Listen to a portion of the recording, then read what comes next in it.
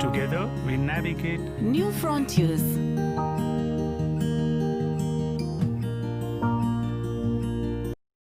We are the innovative. We heal with zeal. Together we navigate New frontiers.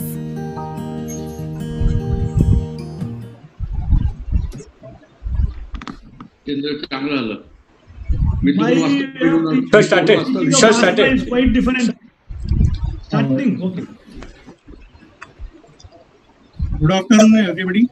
On behalf of IIP Navi Mumbai and MGM Institute of Health Sciences Department of Pediatrics, I, Dr. Jitendra Gawane, President of IIP and Professor in Pediatrics, welcome you all on this lovely afternoon. Friends, the most important aspect of clinical aspect of allergy is asthma, and we have so many queries regarding asthma. There are recently, over a period of last 10-15 years, so many modules have come, and every time so many changes have happened in management and diagnosis, and even terminology of asthma has changed so much. GINA guideline itself, when it came, and today it's so much different, and new things are added. New devices of medication deliveries are changing from simple nebulization to NABER in the recent days. So we need to be updated ourselves about managing these kids with asthma, especially in COVID time when they are not able to see their regular pediatrician, and we have called them after 3 months and they are not coming to us. So what to do in such cases? All those queries are there in our mind. So we requested Professor Major Nagaraju sir from Chennai, who is father of allergy and asthma in world, we can say, to come and enlighten us. So to moderate this session, I requested Dr. Vikram Patra, our own very own consultant allergist and associate professor in MGM Medical College, Navi Mumbai, to moderate this session, because he will be the best person to moderate this. Vikram is a very enthusiastic young allergist in our area, and he is equally enthusiastic about his IT and e-knowledge, we can say. So over to you, Vikram. Thank you, sir. Good afternoon, all. At the outset, I would like to thank Dr. Vijay Yevle sir and Dr. Moralwar sir for their valuable presence and guidance. I thank Dr. Jitendra Gawane sir, president of our branch, who gave me the opportunity to moderate this session. Friends, we all are aware that allergic conditions are in the increasing trend, and as sir said, when it comes to asthma, because of the ever-changing concepts and advances, for a pediatrician, it becomes a difficult ride from diagnosis to management and monitoring. So, for demystifying the condition, we have an esteemed speaker in the field who is popularly known as father of pediatric allergy of our country. Professor, it is my privilege to introduce my teacher, my mentor in the field of allergy, Professor Major K. Nagaraju. Sir is professor and director of fellowship program in allergy and clinical immunology at Savita University. He is a senior consultant in pediatric allergy at Apollo Hospital. He is a managing director at VN Allergy and Asthma Center. At the IIP level, he is an ex-president Tamil Nadu chapter of IIP. He is an ex-executive member of Central IIP. Among his allergy work, he has published many papers and books at international and national level. He has been recognized by European Academy of Allergy and Clinical Immunology, which is called as EACI. Besides thousands of immunotherapy, he is the only person in our country and in Asia also who is giving immunotherapy for milk allergies. And his work recently he published and presented at EACI conference this year, which was very well appreciated. After the talk, friends, we'll have a detailed question and answer session where sir will like to answer questions on various aspects of allergy. So requesting you all to post question in the live chat box. We welcome you, sir. Hand over to you for an awaited talk, sir. Thank you, Vikram. I think you have to disable me, please. You have to make me host, otherwise I am not able to enter the screen. Yes, sir, doing, sir. Did, sir.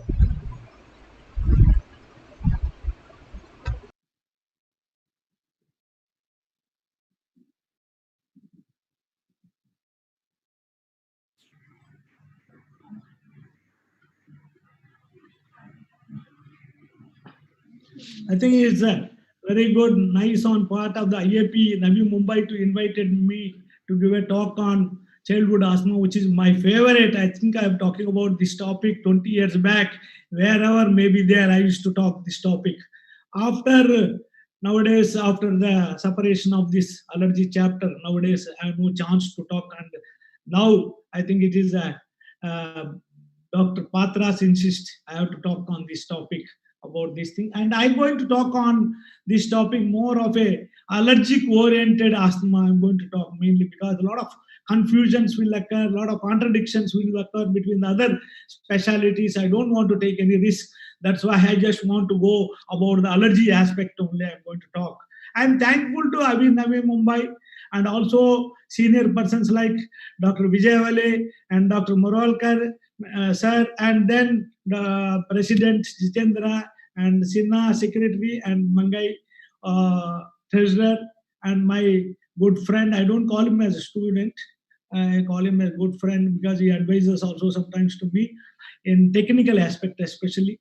And all the people who are viewing this program, you learn something today. It may be new or maybe old for you. I think with this background, I'm going to talk on this childhood asthma, whatever problem is there. Well, not only asthma, but also any of the allergic disease. We have got any problem, we'll have a 35 to 40 minutes of question answer session. We'll allot to you. Takes a long time for me to talk. Whenever there is a question, you can put it in the chat box. Vikram will ask me. You know that definition of asthma changed completely. You all know that it was heterogeneous disease and got a chronic inflammation, airway inflammation. That's a really worries us, inflammation.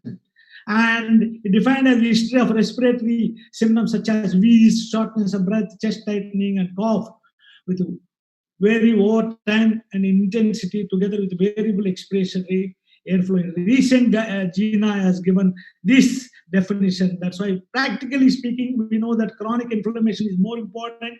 Airway hyperresponsiveness, you know, all of you, and reversible airway obstruction that has to be there to call it as asthma. Prevalence asthma, I'm going to talk two aspects only. I don't want to talk about other things. Atopic asthma, which never overgrow. A lot of people think that it will overgrow. But intensity may be coming down. But non-atopic asthma will overgrow by 6 to 7 years of age. The prevalence of atopic asthma is increasing. More and more we are seeing the patients and with prevalence atopic asthma, that is allergic asthma, you can call it as. No, you know that a lot of this slide you might have seen a lot of places and so many people. That when I was doing my MBBS house surgeons, I used to give aminopilin IV just without dilution.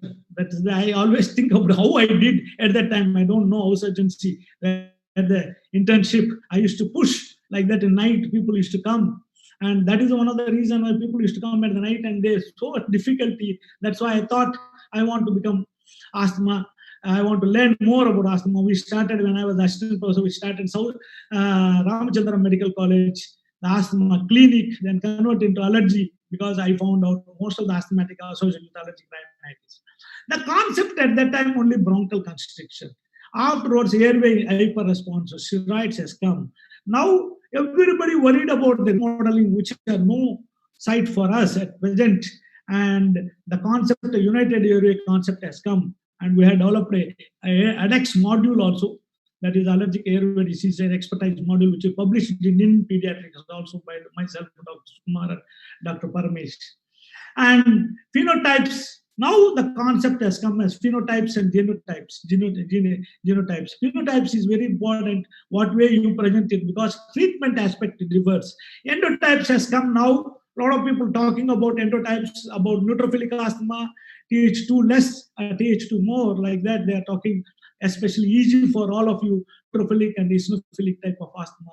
You have to keep in mind that how far it is there, we are going to discuss. Now, everything changing. I don't know, something else may there. Here will come also after some time. And you know that thing, most of the exacerbation asthma associated to viruses. I don't know, Dr. Nikos Popoulos done a wonderful study. He told that although the virus may be exaggerated early stage, they may go for later stage allergic tendency will be there. Maybe they have got exaggerated later stage, which may be mild or moderate or severe. That wonderful work is done. And commonest virus, all of you know rhinoviruses, especially younger age or old age, whatever may be the reason why. Even adults also, adolescents also, rhinovirus is very common. That is one of the reason why in winter, where rhinovirus, now China we are seeing, I think rhinovirus also along with the corona maybe entered. I think a lot of people started coughing and rhinitis increasing and all exacerbation we are seeing now. And you know that what Nikos, my friend Papadopoulos has told that these viral infections definitely denude the mucosa of the bronchus or nose, whatever may be, wherever may be there, and exposing the nerve endings here. And then with that, irritant and allergen penetration occurs and causing the symptoms. Virus itself won't cause any asthma. That is his concept. I think people may not agree. But what he says that once there is no viral infections, after some time the denusion of mucosa won't be there. These people overgrow it because irritant allergen penetration won't be there. That is one thing. There is nerve endings may not be there. That is one of the reasons. Those people with asthma, real asthmatics, who have got more and more allergies there, where the denude is there, virus will be more and more involved with that thing, and allergen penetration. They also can cause release of mediators and all. You know that thing, which how many people from the ages, a lot of people think that I will overgrow asthma. When I started my practice in 1980s, late 80s in Chennai, after my army tenure, I came to here and started thinking that everybody talks about opposite to me. Some doctors were there. They were telling that we will overgrow asthma. We will overgrow asthma. For 2 years, they'll say 4 years. They say 6 years, 8 years, 10 years, 12 years. After automatically, we will overgrow from pediatrician to adult. You'll go like that. That is which one will be more severe? All these things we can able to by simple pride. This diagram, so many diagrams are there. There are things. This is the thing what you can throw. Everyone has got a threshold. I believe in the word thresholds. Urticaria also I talked. Allergic rhinitis also I talked. I talked about anaphylaxis also I talked about threshold. Allergy threshold, we call it as a threshold, the asthma threshold. When you cross that, you will get a symptoms. When this is a childhood where this is the one thing, what is the thing we can see that virus induced, we can call it as, it will become dormant and persistently, maybe mild lung impairment, maybe there are bronchial hyperreactivity may be there in this type of case. They are more of a mild disease, more of a male sex. People call it as overgrow also. There is another entity is there. They present it automatically. They will disappear by 5 to 6 years of age. That time where the IgG levels reach to normal, adult level, IgE reach to normal, IgG reach to the adult age by 6 to 7 years of age, where most of the asthmatics will disappear from the pediatrician. And some of them will come back during adolescent age. That is why, what are the factors which make you to more and more susceptible in the adolescent age? Female menses. Nowadays, we are working on progesterone hypersensitivity thing and progesterone allergy. One of the things we are doing a lot of work on that. And nowadays, fertility clinics has increased so much in all over India. We see a lot of progesterone allergies where we found out what is happening. A youngest girl, we found out 8-year-old child with progesterone hypersensitivity. When I asked how is this possible so much, she is undergone menarche 8 years itself. So younger the age, more common in the female. That's why female itself, they may be more prone to that. And atopic sensitizations also will be associated with that. And allergic comorbidity may be associated. They are the people who are exposing to smoke and all, passive smoking and all, they may go it. Another entity is never come back. That is one. Who are the people who never come back? They will be throughout this allergic entity, what we call. Is that family history of atopy, genetic, epigenetic, all these things, infections, atopic sensitization, smoking history, all these things there. This is the one thing. Whereas here, you know that this is one subset is there. They never present it. They are present in the adolescent age. I told you already. That thing is female sex, adolescent, obesity. These people will come out there and there may be associated atopic sensitization and allergic comorbidities. All these things will be there, exposure to smoke. This is one thing which can normally call it as they come after menarche. They will normally we see this type of patients. What are the risk factors for asthma? Who will develop? That main strong factor is allergen sensitization. See, we are not known, we are exposing to so much of dust mite, indoor allergens, which is very common in COVID season, what we found in here. Whereas outdoor, the pollen has come down drastically during the COVID season. Whereas atopic diseases like atopic dermatitis, like atopic march, what you see, allergic rhinitis leads to asthma. These are the things also very, very important risk factor. Wheezing triggered by environmental tobacco changes, they are the more strong risk factor for that. Those people exposing to viral RSV and RV and all the this bronchiolitis, normally they go for asthma later stage. One of the studies shows that. But in India, we cannot take serum eosinophil because it is very, very difficult in India. Most of the people will get exposed to the worms and all. We cannot think about this thing. Whereas passive and active smoking is more common in India, exposing to that thing is a very risk factor for asthma development if you are already sensitized in that thing. And abnormal lung function and airway hyperresponsiveness, whatever I told you in previous, I think we are continues to be there. When you're exposed to all these things, environment may go it. A lot of people talk about female sex is a very important but weak risk factor. Obesity also weak risk factor, though inflammation continue to there, whereas indoor pollution more risk factor rather than outdoor pollution. What are the symptoms of asthma? All know that pediatric, we see that recurrent cough or chronic cough is a very important, more in the night, and wheezing, whistling sounds. These are the things we don't see. The main problem in pediatric asthma is that none of the patients or parents appreciate the asthma at all unless they are exacerbated. Whether they're controlled or not, we don't know. What we say that whenever there is a cough, whenever there is exercise, one of the things, or when you laugh or you cry, we don't want to make any child to cry, of course. Or you climb with anything, it is called as you are not controlled at all. But what Indians feel is, the Indian mothers and fathers feel that there is no wheezing. Then only they think that whistling sound is only happening. Then only asthma is there. They are not bothered about other things. A lot of people, they take antibiotics because of this chronic cough is one of the things they are not worried about. And they are not worried about this, and they're thinking that some infection or anything is there, especially starting stages, and winter time is used to get this type of cases. Exaggeration by exposure triggers. A lot of patients will come, sir, he is exposed to the dust when I was sweeping, he developed this thing. Or I put the agarbatti, he developed this thing. These are mosquito coil. These are one of the things which is relieved by bronchodilator. A lot of people tell, but still they don't accept it that he is not controlled. And dyspnea, everyone knows. I don't want to tell. I already told you, chest tightness, not much common. Smaller children, bigger children, we can able to see this. What is the difference between childhood asthma and adult asthma, adolescent asthma? This is very important. You have to know about that. Majority of children is allergy is a trigger, whereas colds, that is the common RSV, was a trigger for children than adults. More of them are there. And adults have more persistent symptoms. That's why they go to the doctor for the persistent. Whereas children are not have a persistent, intermittent symptoms, more common. And that's why they won't take progressive going on. And adults will take daily medications regularly compared to the children. What they do is they won't take it. And adults accept as an ongoing level, something is going on. Whereas children always expect when my child overgrow. That's the only thing what happened.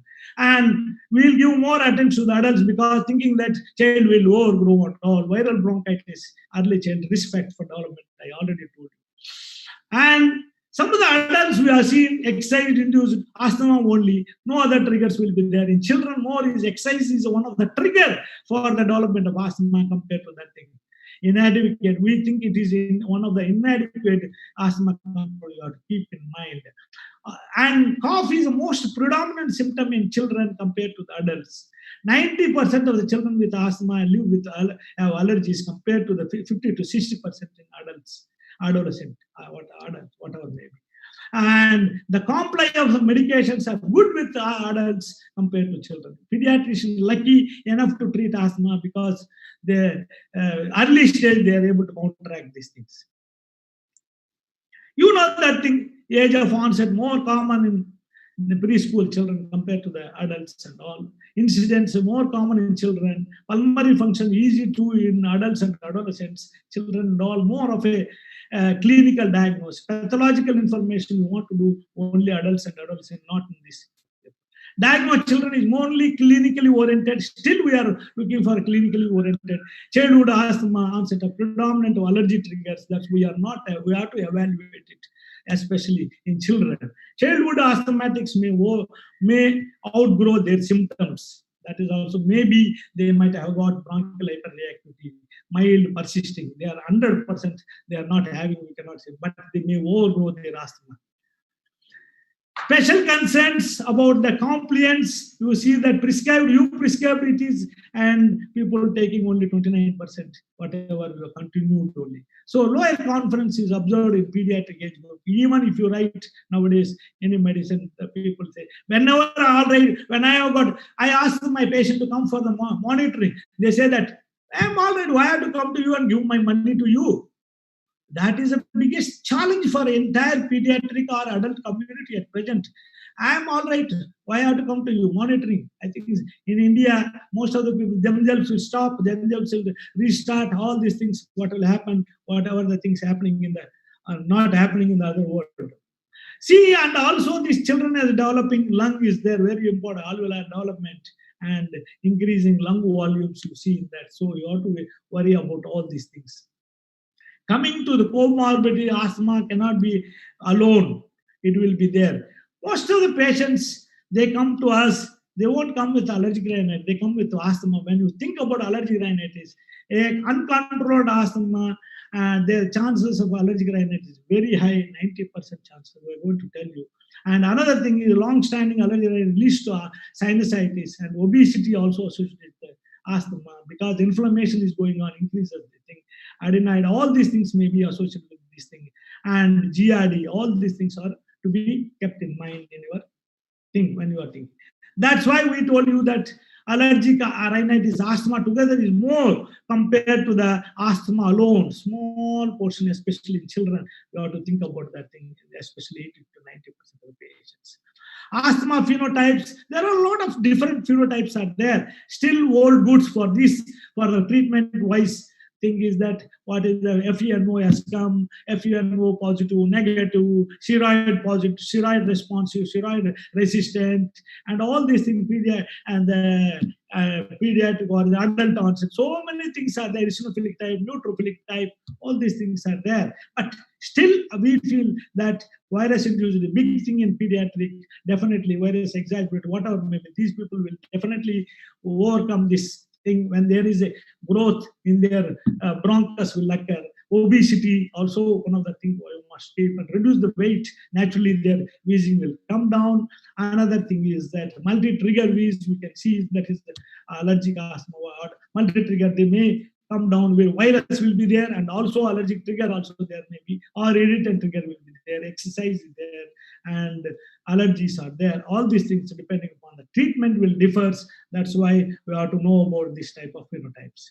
Coming to exercise-induced asthma, this is a primary clinical measure of patient with mild intermittent asthma in pediatrics. That's a lot of people, a lot of debates is going on, and a lot of people say that it may be different entities. Some people say that it's not a different entity.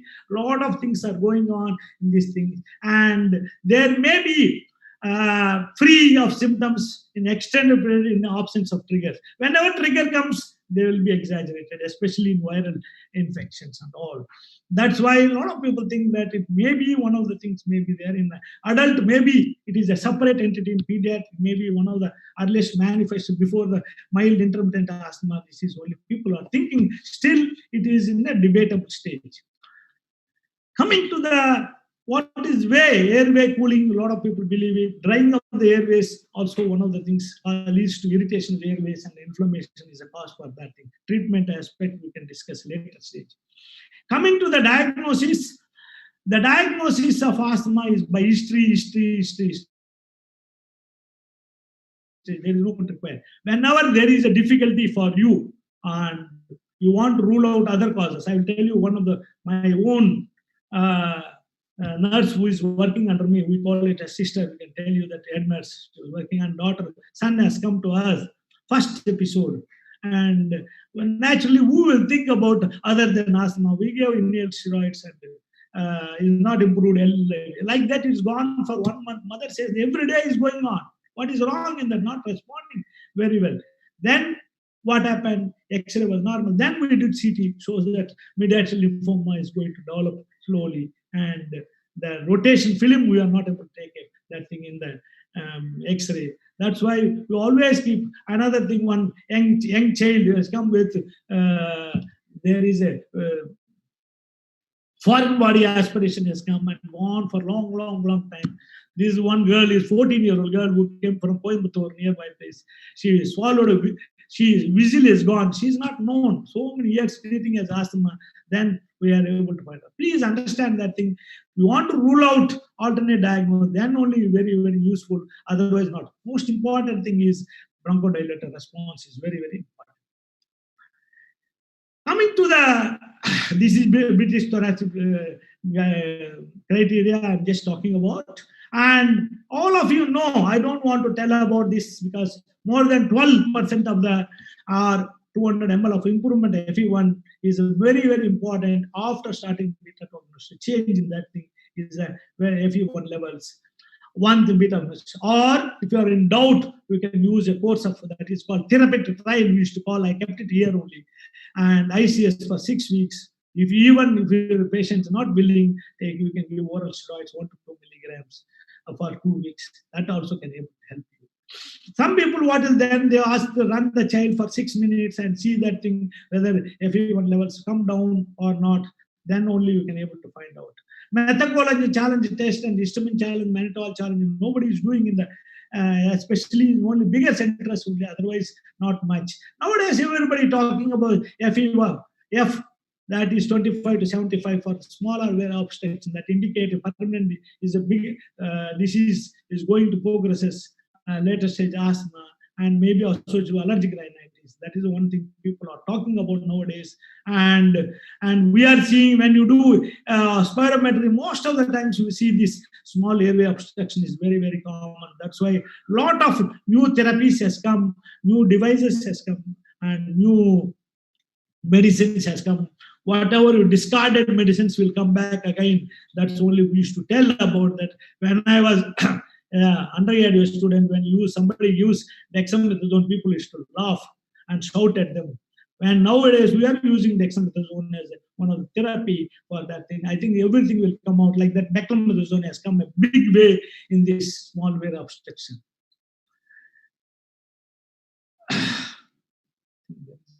Yeah. I think why you want to do lung function, that's a very important thing, is that you know that thing, as you go there is a persistent threshold will be there, your lung function, pulmonary function going down, and there is a pathological changes will go on increasing. So you have to maintain the lung function. For that only you have to give a very good inhaled corticosteroids, what you keep in our mind when using it. So to prevent the loss of lung is the volume, that less function is not to be there. That's why a lot of people thought about that thing. A lot of people ask me what is the role of PFR. When I started my practice, I used to give PFR, the mini right peak flow meter we used to give and give to every patient. We used to do. I found out that the people are using it as a toy rather than doing any work. We are educating, but still in India, everything wants instant tour or instant thing only there. That is one of the reasons why people want. They think, but it is very useful, especially for short-term monitoring and managing exacerbation, and also home monitoring, very, very helpful. Definitely, if you use regularly, if it falls below 8, it means you are going for the acute exacerbation. You can take it yourself. If falls less than 40%, indicates severe attack. You cannot think about that thing and go to home. I have a medical representative who come to me regularly to my hospital, and when he carrying his bag itself, olden days the bag will be there. Nowadays only they are coming with the iPad and I things. Previously, they used to come a big bag. He's not able to carry that thick bag. Why you are coming like this, my dear friend? Sir, I am asthma. I can make out your asthma. We can treat you better asthma. No, no, sir, I am using salbutamol. One day, he is staying nearby. Only one day, somebody told me he died. By the time 4 or 5 canisters are lying by the side of him. So what I want to tell you that if peak flow meter use it very well, definitely we can able to predict the severe attack and go to the hospital and we can able to do it. One thing, and that fellow is refused to use inhaled corticosteroid. That's one of the reason why you have to keep in mind. Coming to the what is the role of fractional exhaled nitric oxide. That's the one thing what we are always thinking about nowadays is that FeNO is everywhere available. And but is it going to help you in this thing? What way it helps you diagnosis? It supports your diagnosis again.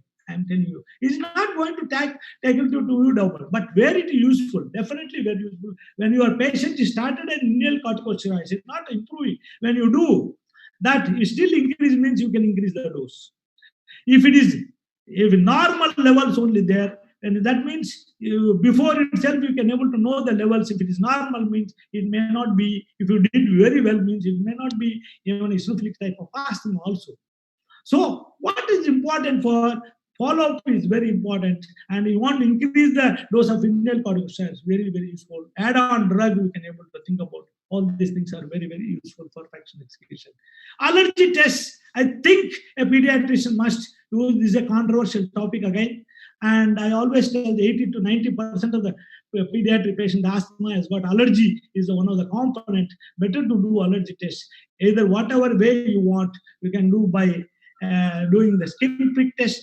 That thing, most common allergens is asthmogenic allergens. We call it as in allergology. We can use the word called as asthmogenic allergens. That is mainly house dust mite is the main thing. Second is the Alternaria alternata. That is one thing what we used to take about, and some of the pollens like cynodon, gross pollens and all we used to tell about. When this dust mite is very common in coastal area, even in Maharashtra, also coastal area, wherever may be there. I think this you have to be keeping. Whenever a patient starts with rhinitis leads to asthma, think about dust mite is more common. We've done a lot of work on that. Coming to the blood tests, can we do the blood test? There is no role of panel tests. Don't do. A patient come to you with a certain type of things, asthma due to food and all. A lot of people think it's already, and don't do so many panel. Whatever really required with history shows that patient saying that my child will develop wheezing when he exposed to dust. He said somebody is doing like dusting or anything when you go to this type of things. You know that you have to do dust mite. Why you want to do all the foods, everything? There's no role of this. Another thing is immunocap is the only standardized method we can able to do it. That is one thing. And Imulite and ICAR, these two techniques approved by the FDA. The three methods only. Other methods what are doing in India is not up to the standard. Another one is come now, latestly, a lot of people started using, especially component resolved diagnosis. If I want to do immunotherapy for this boy, I want to know house dust mite I want to do. Previously, we used to give house dust mite as a concentrate we used to give. Now, at least DRP1, DRP2, now at least it is a standardized forms are available in the market. Now, what I want to know that dust mite, when you do skin prick, positive will be there. But it's got a lot of cross-reactive with the cockroach. It's cross-reacts with the mosquito. It's cross-reacts with the all the crustaceans. So when you do skin prick test, dust mite, all dust mites are positive, and also your cockroach, mosquito, and prawns will be positive. Then we will unnecessarily jump into conclusion saying that, and I want to do immunotherapy for that, whether it is due to positive to the cockroach or due to this thing. Oh, I know, patient may not able to tell it. History is there, well and good. If there is no history, then what you have to do is that called as component resolved diagnosis, where tropomycin, that is DRP10, is there. Definitely it is a cross-reactive with the prawns. We can tell, and we can do prawns pan M1 or something. You can like that. Cockroach also, if it is there, 7 is there, DRP7 is there, indicate cockroach is a cross-reactivity. Then we can able to know that it's a cross react. I don't want to do immunotherapy for that asthmite. If it DERPI1, DERPI2 is there, definitely I'll do immunotherapy for this because which is unavoidable allergen. That's why component resolved diagnosis is available in India, and we are the only people doing in India for this. Especially milk, we are doing a lot because we are doing milk immunotherapy is very, very popular in the country. What Dr. Vikram has mentioned today evening, I'm going to talk on international forum on my experience on milk immunotherapy. Coming to that, where we miss it, asthma, always we use it diagnosed as wheeze and maybe different. Infancy, more of GRD, bronchiolitis, vascular rings is very important. And toddlers, these are the things whatever I already mentioned. The children is there. I have a patient, middle lobe syndrome. We saw when I was very just started my practice. We used to see at that time TB is very common in this type of places, and we miss it. And a lot of people still cystic fibrosis not diagnosed and go on diagnosing as a asthma mimics. Also, we have to one thing. I have a patient who comes with functional all the time, and she is come whenever there is exams or stress may be exaggerated, or maybe whenever there is some problem in the house, she behaves like an asthmatic and used to come to us. We diagnose it later stage. And what is the important steps you have to know about treatment? Coming to the treatment aspect, this I want to cover it in detailedly. This thing, when you are doing a patient with asthma in India, is quite different what it has happened to be in the abroad. Why you want to do is the cost is very important. We cannot prescribe a person who has come to me with a drug which she is not able to buy at all. And a person who is not at all able to take that immunotherapy, I cannot give. So more important thing is that thing is cost effectiveness. You have to think about that. And very important, you have to educate the patient. From the beginning itself, educate. Talk them. But it's like a cerebral palsy patient. When you talk to the cerebral palsy patient, what mother will say, when my child will walk, one child might walk. We will tell all the story of the thing, cerebral palsy, what happened to the brain and all. When next time come asthma, when my child will overgrow asthma. That is the way people will be there. But still, education has got a role to play, how to talk about that. I think all very important. Allergen and irritant avoidance, very, very important. Excellent. Especially irritants, only a lot of people will come and ask me to do skin prick test for the mosquito coil, skin test for the paint smell, cement they used to bring, and ice cream they used to bring to do skin prick. These are all irritants. You have to know about the difference between allergen sensitizers, and also it also provokes, trigger also. Whereas irritants cannot sensitize the bronchus. So irritants already sensitized bronchus, only irritants will act. So irritant avoidance able to give you some symptom relief, whereas allergen avoidance is completely able to come down. The inflammation also will come down because there is no allergen at all, and you do immunotherapy there, maybe you come out from that also. Pharmacotherapy, very, very important. Whatever drugs you are using, children especially, when you use steroid phobia, still persisting. More steroid phobia, more common in pediatricians, I'm telling you. My patients, most of them are coming to the children, they bring to me, "Hi doctor, you are doing some drops you are giving, oral, sublingual drops." I think that's why they are thinking, we don't want inhaled corticosteroids like that. People will, but still inhaled corticosteroids, very good drug, and we must encourage inhaled corticosteroids. I am going to come to this thing. Monitoring is very important. In India, we cannot monitor. When they want, they will come. When they go, they will go. That's all only. They stop themselves, start themselves. When they ask, especially what is happening there, when you found that, "I stopped, sir, I'm all right." "Why you stopped? I told you to continue." "No, I'm all right. Why I have to take?" These doctors always tell excessively. That the attitude of the patient is very, very important. Follow-up is very bad in India. That's why you are not able to treat the asthmatics or allergic rhinitis, whatever may be. Any of the allergies we are not able to treat. And it must be perfect control is needed for any patient. The goals of therapy, what you want to, I lead a normal life. I have a patient when I started my practice at that time in 90s. I'm talking about early 90s, where my patient has come. One girl wants to become a dancer. Father was not allowing to go. And we started inhaled corticosteroid. At that time, beclomethasone only available. And we used it. The patient did very well. And she became a very big dancer in Chennai at present. What I am telling you is it must do normal activities. They do normally. They must not behave like that other children. And we must use such a drugs won't cause any adverse effects. That is a very important. You have to satisfy the patient at the same time, look after the prevention of the adverse effect of the child, right? And preventing the emergency visits. This is a very difficult task in India because the reason parents themselves will stop. Especially some of the parents want to tell me, my problem only winter. I'll take in the winter. What is the problem? I don't want to take another time. The 3 months only I will use this inhaler. That is salbutamol only, he says. But his disease is progressing, he is not known. How many times you say you don't listen? And they try to question us. And we want normal lung function, and we don't want our minimal acute exacerbation, improve quality of life, we'll do normal life. Now only people realizing about the quality of life in India. A lot of people want my child to be better off like other children like this, they are asking. Education is a very important aspect. And I have one of the patient came to me. My child is wheezing is there. Doctor, they won't use the word asthma. So wheezing is there. My mother-in-law has got cold often. The mother-in-law is contaminating the child. I don't think you have to talk to the mother-in-law, father-in-law, and mother-in-law and daughter-in-law problems are all to be there, and you have to sort it out all these things. That you have to tell the truth. Though it is not a contagious disease, it is a chronic disease, long-term progressive disease. And you have to talk about misconceptions of the inhalation therapy.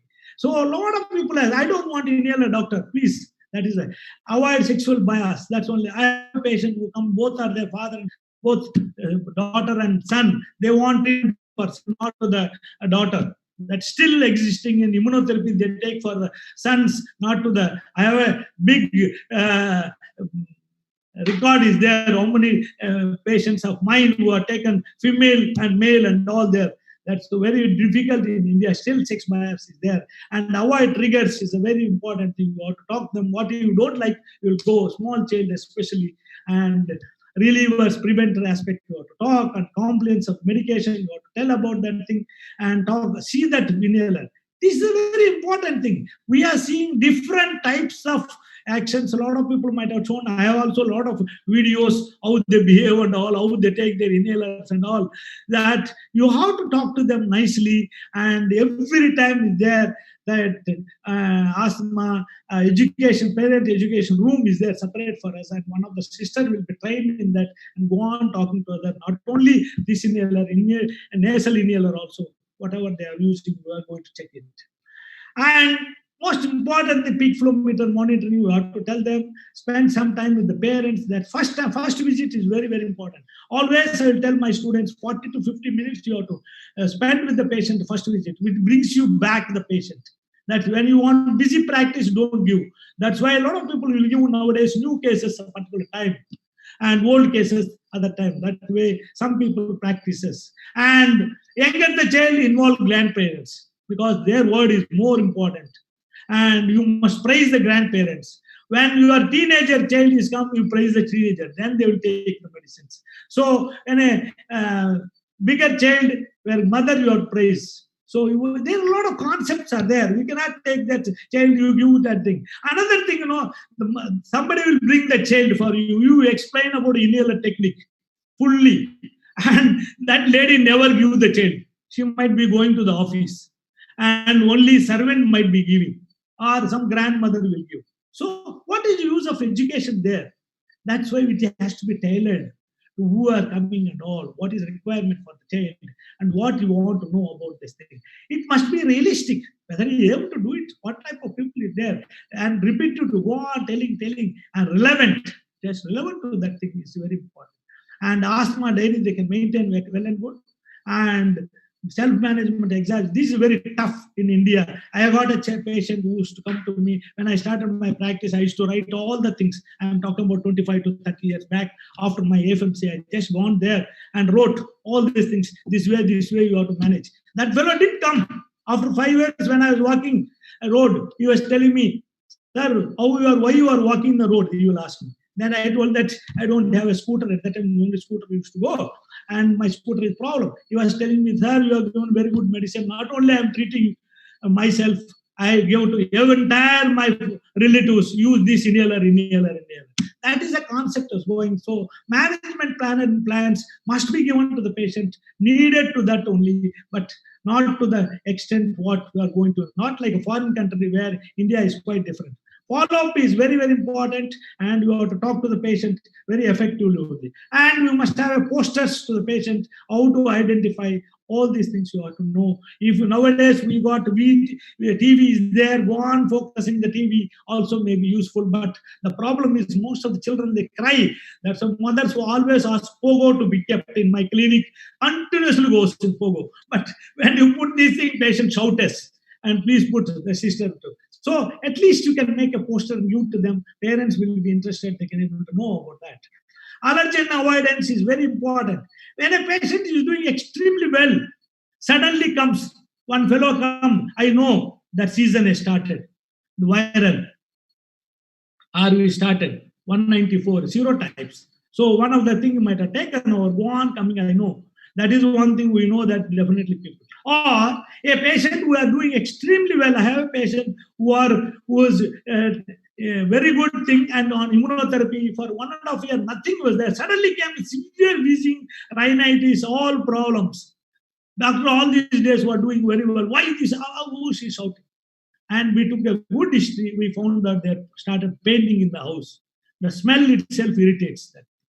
That thing, what has happened? But she's not very severe, mild only, whatever may be. So whatever your strong odors and whatever may be your trigger, you must identify your trigger and avoid the trigger is very important. I have a patient who come to me when I was in Child Trust Hospital. One child was admitting every time in the daytime. I don't know, most of the patients come in the night, exacerbations. Then we found out that thing after, I don't want to tell old story, that's why I'm telling you, we found out all those things saying that why this fellow is coming this time and all, severe exacerbation. In the hospital, nothing will happen, go back home only happen. And his construction work is going in the school, cement irritation. So what I'm talking is that irritant is avoidance is very, very important. One of the boy go to the school all the time. When they go to school, they won't go to the school before that they will bring to the hospital. Because father make him to sit in front of the scooter. I'm talking more than this story. And by the time you go to school, you will be exposed to the thing and you will come with the diesel particles and other things will come to the back. So you have to understand, and good history is a very, very important for you to know about all these things of things. Tobacco smoke is very, very important. You have to know about that. Somebody says that I didn't smoke in front of the child, but you smoke and 30 minutes, 40 minutes, the smell will be there. Even if you eat lavangam, all the whatever maybe you take, whatever you take. But still the smell will be there. I still remember one of the some person who come to me regularly. He used to, once he talks means please go out, don't come now. You have smoke. Yes sir, half an hour back, still smell is there. Please understand that thing. It's a very important thing. So what are the management strategies? Very important. Achieve early control. For that, appropriate severity. A patient come to him directly, you not come with mild attack. He might have come with severe disease. You have to start appropriately. That time you have to do, not that time. And you have to take the incrementally increasing doses. You cannot ask them things. Olden days, when I started my, a lot of people used to shout at me. I used to start very high doses of steroids, then we will bring it down. Step down therapy we used to do. A lot of people used to shout at me, you are doing wrongly. Now everybody is following that. That is different. And once control is happened, you can reduce the dosage very nicely. Minimum dose you keep it. I have a patient who got ICS alternate days also, they are doing very well, low dose. This is a classification. A lot of people know. I don't want to go mild, intermittent, mild, persistent, moderate, persistent. For treatment purposes, very, very, very useful. For especially for the initial evaluation, only useful for that. Most of the people know about that.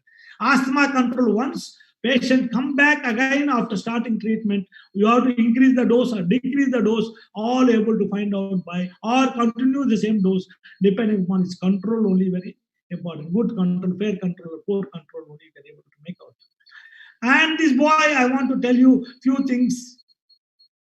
I think I got another few minutes there. Okay. This boy is coming with breathing difficulties, breathing and all. They almost throughout they except in summer. This is a very classical feature of in India. Summer they do very well. pediatrician's nightmare summer, I call it as, because allergic rhinitis, no exacerbations, and asthma, no exacerbation. These are two only things which normally will be there, and there is no dengue also. That's why the reason why most of them are may not get cases at all. And so he was taking treatment, salbutamol he was taking, and he was started on inhaled corticosteroids by some doctor. He was doing very well, and the exacerbation increased. Then they started LABA and ICS LABA. Their highest dose also increased because still he's getting this thing. And somebody added, they want to give Omazulam. This person, I'm talking the actual case. I'm talking before triotropin to be added. They thought of that, and every visit doctor checked or not. That is very important. Whether he's taking his compliance, he is taking or not regularly, don't know. Mother will tell, father will tell to mother, you give this thing inhaler. That boy will say, hey, you take yourself. You know, you are a bigger boy. That fellow never takes. One thing, inhaler he is taking properly or not, we don't know. What is the problem here? He is taking inhaler correctly, they say, and in front of us he is taking. This disease is a progressive disease, progressing or not, whether he required Omazulam or not. Then what happened? We did spirometry. I think is missing. That thing we found a small airway disease associated with allergic rhinitis, and we started intranesal steroids. 12-year-old girl presented recurrent ACVs and ICS, LABA 4 years irregularly. She has got attacks. More common in October, January. She's a student, and salbutamol irregularly she's taking, anemic, and these are the things you can make out that thing. Allergic rhinitis also there, wheezing is there, and who that definitely the fever levels has gone up to the 88 is correct only. And what about the after post? This thing is that is FEF25 is gone up. This small airway disease associated with allergic rhinitis. So it indicates that it requires increasing or intranesal steroids. We can able to add in this type of patient. This boy, another one, I think I'll cut down. I think same type of patient only. And medications, what medications we can able to give it? This is the one thing is that reliever and controllers, two type of drugs we are thinking. Most of the people know about relievers. I don't want to talk about controllers. I think there are a lot of controllers are there. We're going to talk about that. Start acting beta agonistic only whenever needed, only give. Regular use may lead to refractoriness. All of you know that thing. And that's why it's only required only acute exacerbations we can give it. These are the doses. And this is the GINA guideline 2020. You can make out how do you give it. Whenever, nowadays 6 to 11-year-old children only I'm talking, below that preschool I'm not talking at all. And step, whenever required, inhaler SABA can be given, and low dose ICS can be given. With SABA SO step 1, there is a low dose ICS can be given, or LTRA can be started separately if you want, or low dose ICS whenever SABA taken also. And low dose ICS or LABA can be added, which is 6 years, third stage 3, or LTRA, or fourth stage you can medium dose you can able to do. LABA can be. Is it practical to do all these things? Most of the patients, they disappear and they come from this stage to this stage itself. That is the one problem here with us, that they won't come regularly in India, biggest problem. And you have to do stage 5, think of a phenotypic assessment. According to that, you have to treat it. Coming to the more than 12 years of age, what is the thing is regular dose of ICS. This thing, they say that we can use the formoterol. ICS formoterol can be given as a SOS basis. That is the only difference. Otherwise, almost all same only. Formoterol can be started in the low dose also. You can able to do it. Low dose ICS and formoterol. That is one thing only that we'll talk about when you are discussing cases. So I think what is happening? This is one thing. A patient who comes with that, SABA is always will be there without ACS whenever required, SOS. And infrequent asthma symptoms, low dose SOS form, this thing about 12 years of age. And symptoms with needed, same thing, whatever I mentioned. But before starting initial control, record evidence of the diagnosis. Very, very important. Record the patient's level of symptom control you have to know about, and their lung function you can able to assess very good. If you got a facilities, and consider the influence the choice between the available treatment options. What to give, low dose ICS you have to give, or LPRA you have to give, all these things, when what you have to add, all these things you have to explain to the patient, and talk about the inhalation technique also, and talk about the further appointment also. This thing, when patient already started thing, you have to see one thing is that when they come again, whether added or not, all these things you have to know about when you start the therapy. Coming to the each separate type of drugs, I'm going to talk about. Inhaled corticosteroid revolution the treatment of entire asthma, I can tell you. And you can able to do even intranasal steroids and inhaled corticosteroid together. What lot of people, lot of things is happening means even inhaled corticosteroids got reduces the exacerbations also inhaled nasal steroids. And a lot of people, even if you with the mask, you need not have a inhaled nasal steroids also. You need not give nasal steroids. You need not give. You can give the inhaled corticosteroids also. You can able to give. So, whenever you're using, that means total dose of steroid does not exist. I have my book. I mentioned particular diagram. I didn't put it here because the thing is that when a patient go to the somebody else, like skin specialist, use for the ointment, and you go to the ophthalmologist, they give some steroid drops. When they come to you, you give inhaled corticosteroids. Somebody else, they go inhaled nasal steroids. So total dose cannot be exceeded to the total maximum dose. That's only you have to keep in mind. Otherwise, you'll go for landed in trouble. Why this good olden slide? Everyone knows about that. And when there is a acute exacerbations only, that oral steroids or whatever, maybe short burst steroids help you. There is a chronic inflammation going on. When chronic inflammation going on, structural changes occurs and remodeling occurs. So that's why we need inhaled corticosteroids. Latest guidelines shows that definitely our steroid doses. Nowadays, CFC is gone and HFA has come already. A lot of people talk about now the extra fine particle will come back to you, and the dose of extra fine particles will come down drastically. That's why these particles has become very famous nowadays, and a lot of people started using these particles. We are going to talk about later. And this is about 12 years. What is the dose and all? When you use extra fine particle, automatically it reduces thing only. And systemic bioavailability, oral bioavailability of the inhaled corticosteroids, lowest is memetrazone, fluticasone, furet or thing, and citronazide, whereas budesonide is about 11, and all these things are very high. But so that thiamsulonol very high nowadays. That we are going to talk whenever there is chances coming. This olden theory is that's why I'm telling you, olden days, people will think that if it is 2 to 5 microns, only clinical effect will be there, and less than 2 microns, it will go systemic absorption. This is gone now. Nobody is believing in that concept. Still is a controversial topic. We are going to think about now. I'm going to talk about that. This is one of the things is deposition. 10% is sufficient enough in the lungs, but nowadays we want smaller airways to cover. That's why a lot of people think about this extra fine particle ICS. Now a lot of talk is going on about extra fine particles and small particle inhaled corticosteroids as the first line therapy for control in childhood asthma. One of the biggest study from 4 years almost, they did it. This extra fine particle, I will talk about now extra fine particle because the reason is that very important. See, previously thought beclomethasone, most of them are oral. I shown you here, oral is very high. Beclomethasone, very high, is about 15%.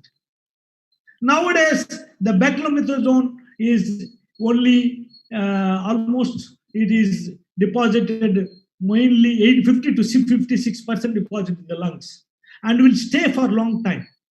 Whereas in the previously thought everything will be there in the oral mucosa and go to the first pass metabolism to the liver and all, it will be there, and all people talk about very less only, about 50% only. Previously it is about 80 to 90%. That's why we are worried about that product.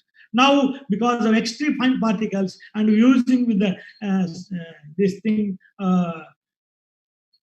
spacer, the particle deposition in the pharynx has come down drastically and more present in only the two products, especially beclomethasone and fluticaside. These are got a properties to stay more long time in the lung, especially smaller areas. They stay more time compared to fluticasone, where it will immediately go absorbed into the it won't stay in the lung. That's why fluticasone is not preferred for small airway disease. Beclomethasone preferred. And when your talk comes, we'll explain more and more. You can ask questions and all.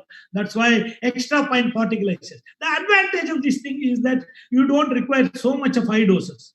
You require very less than half of the dose is required. Another thing, one thing. Another thing, lipophilicity also very important of the entire corticosteroids. Corticosteroid lipophilicity is very important. That's why intranasal steroids also have got to play all these type of things. That's why now beclomethasone has come back again and is going to replace shortly all of these things. And we may prevent that. A lot of work is going on whether these extra fine particles we're able to reduce the asthmatic attacks further, and they do maybe very well, along with the smaller airway and medium-sized airway, large airways, all will be covered. That is one talk. Latest talks are going on all over the world. Coming to the very important topic is that when to step down ICS. When there is no symptom, optimal lung function, and not using much of beta agonistics. In India, very difficult. Nobody will do the lung function. Parents never come. Symptoms only they go. What the symptom they say? This is only the symptom they think. But you have to think about when you are asked. I always ask, when your child laughs, he'll cough. Whenever he cries, he'll cough. That's only whenever he run, he'll cough. That's only we will think about this way. We can able to know about. You reduce ICS dose every 3 months. 25% can be low, and we can continue very low doses for 3 to 5 years. Some people maybe discontinue inhaled steroids, but it is very rare to see that. But a lot of people overgrow asthma. This type of people may be used for that. ICS never halt the asthma disease progression. Please understand that never halts at all. Only immunotherapy, only progression will be halted. What is the concern of the ICS? Why people are so much concerned? Adrenal crisis, that's the thing, disproved. Only very high doses can happen. No tracks, only high doses also, that is not there. Intra-auricular tension also has come down. And can we use along with the TB? Yes, people can able to use it. TB along with the TB, it won't cause LRTA and all. A lot of people think about that thing. And URTI and all. And the dental care is mainly due to the decreased pH due to beta agonistic, not from the steroids. A lot of people are thinking wrong notion of the ICS. Wonderful drug at all. Coming to the long-acting beta agonistics is that thing. Salmeterol and formoterol is that thing. Cannot be used as monotherapy because of the thing is refractiveness will be developed. Another thing, a lot of asthma deaths will occur in the SMART study. That thing happened. That's why a lot of people stopped with that, along with the ICS only using, and it has used above 5 years, except salmeterol above 4 years, which is doing. And fixed combination is improves the thing, and nocturnal asthma improves nocturnal asthma, reduce a lot of wonderful, both combined together, wonderful. SMART therapy is become very famous nowadays, and we prefer formoterol because less than 3 minutes it will act and 12 hours action. That's why a lot of people prefer only formoterol, and there is not only same as like what you see in salbutamol, skeletal muscle tremors also will be present.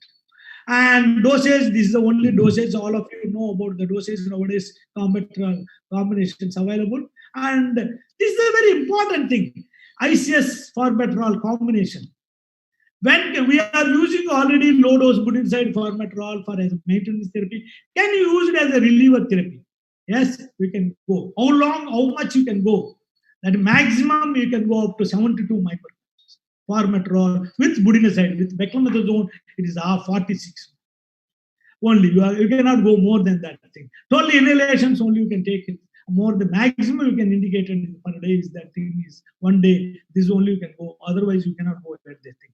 There is a wonderful study between 4 years to 11 years of age where they found out the budinal formoterol maintenance, MRT, that is maintenance reliever therapy, along with the maintenance and also reliever therapy. They found out that thing, steroid doses will come down and hospital admission will come down, FEF levels will fall down, all these things will happen, exacerbations will come down.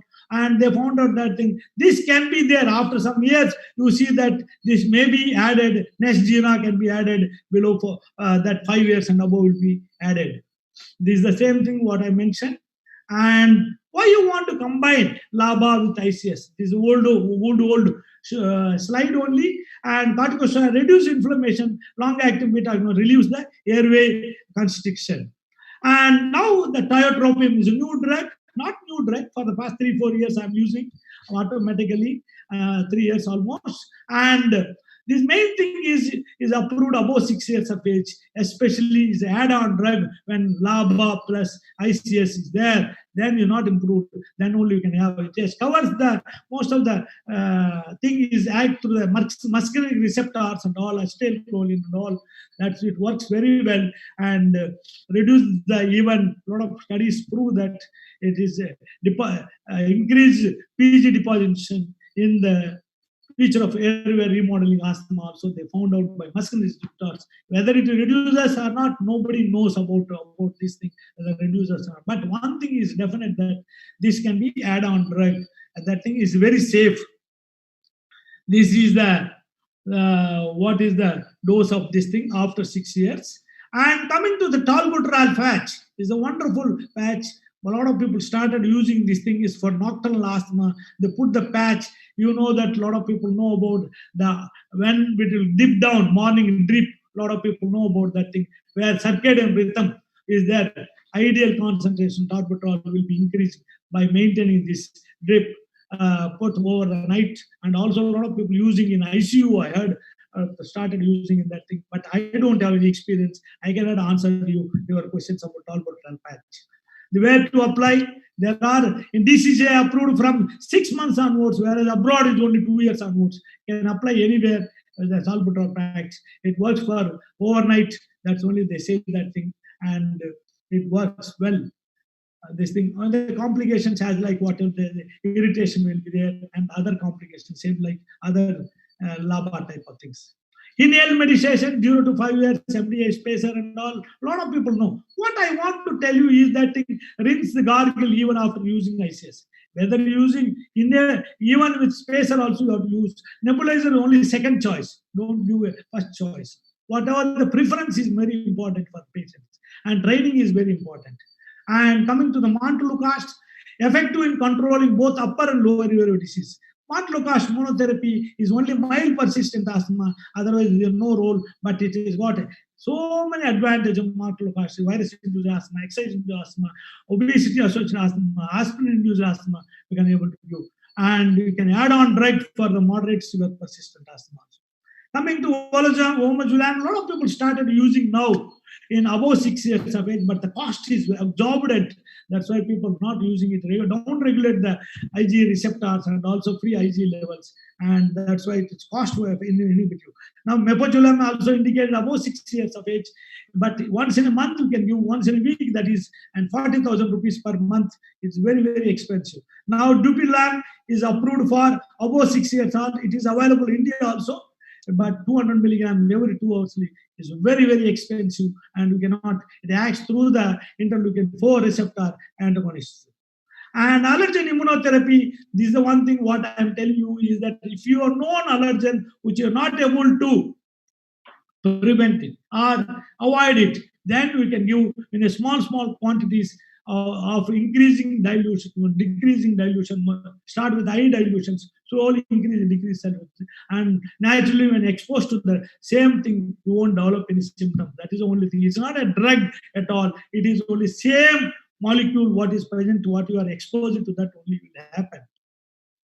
Monitoring is very important. I think advice to do yoga and pranayama also to be done regularly so that your lung function may be improved theoretically. I don't know what is the thing, but definitely your stress levels will come down. In the thing that you stress-induced wheezing will come down definitely, and you have to regularly follow up with once in 3 months. And PFR levels has to be there. Those who drug we added last to be removed first. That is the one thing we have to follow. Persistent symptoms even after control 2 to 3 months. What you have to think? You have to think about incorrect inhaler technique. Poor adherence will be there. Patient may be taking beta blockers or NSAID or ACE inhibitors. You have to find out there is somebody smoking in the house or exposing that thing. You have to think about. He might have got comorbidities also there, and maybe lost. Think about incorrect diagnosis.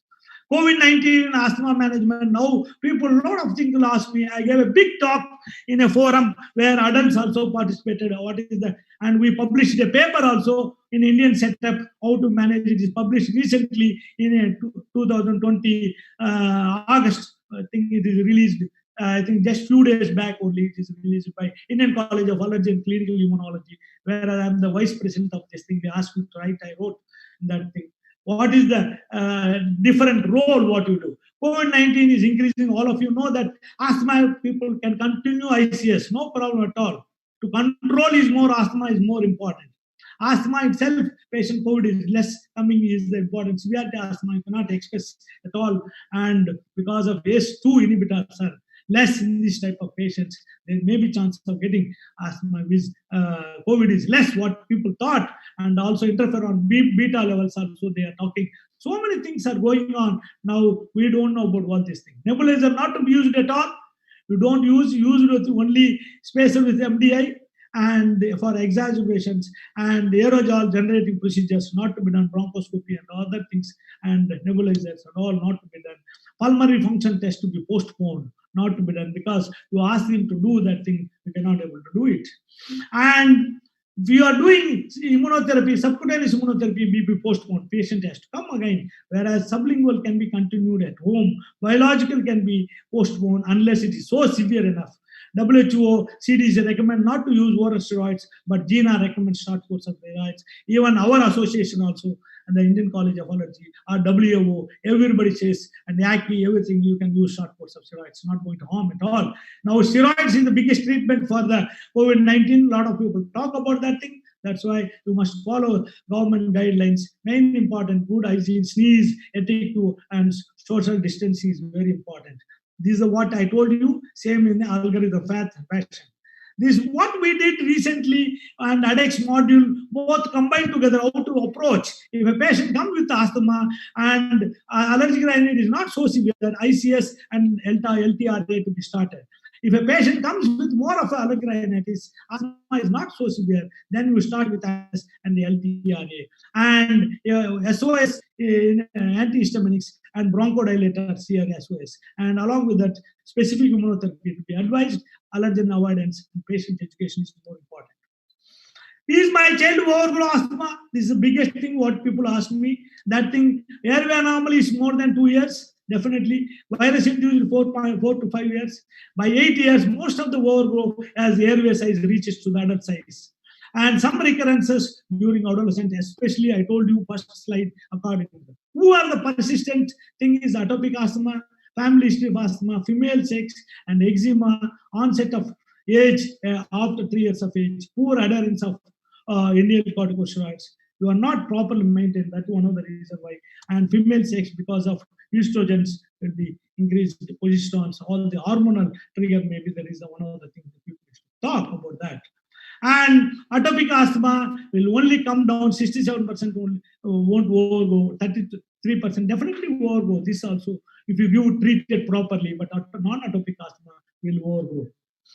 And more important thing is, if you want to affect very old slide, 1996 only, but still holds good, I can tell you. The effectiveness of asthma, real world, is that your efficacy of the drug, what you control, is very important. Plus compliance. If you're not taken at all, he is not coming to me at all. And increasing and decreasing doses are not there. All depend upon your side effects, dosing frequency, patient education, inhaler technique. All will depend. Then only asthma improvement. Not only doctor cannot be blamed. Everything be together at all. And I think there are a lot of things are there. I'm skipping it. This thing. I'm going to the Summary, I'm going to tell you asthma is an inflammatory disease and diagnosis only clinical. Some children present as a cough only, and family history of asthma to increase the risk of asthma. And family patient education, very important aspect in asthma management. Drugs can only control but not cure asthma. And salbutamol, Iliad, beta are used to manage acute exacerbations. Frequent use of salbutamol can indicate poor control of asthma, and you have to act properly.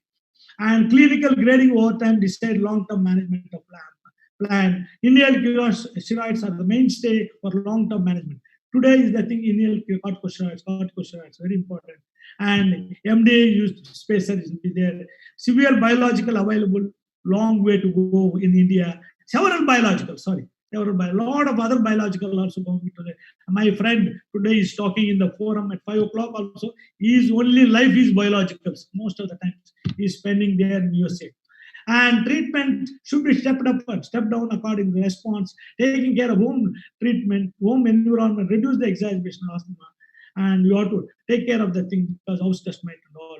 But immunotherapy is very, very unavoidable allergen, and patient not responding, then definitely you want to prevent the progression also. I think immunotherapy is a disease modifying effect, works very well. This is my second edition, already come to the market, is going to be available shortly because the COVID time is pending. And I always tell that thank you for this opportunity given to me. And namaste.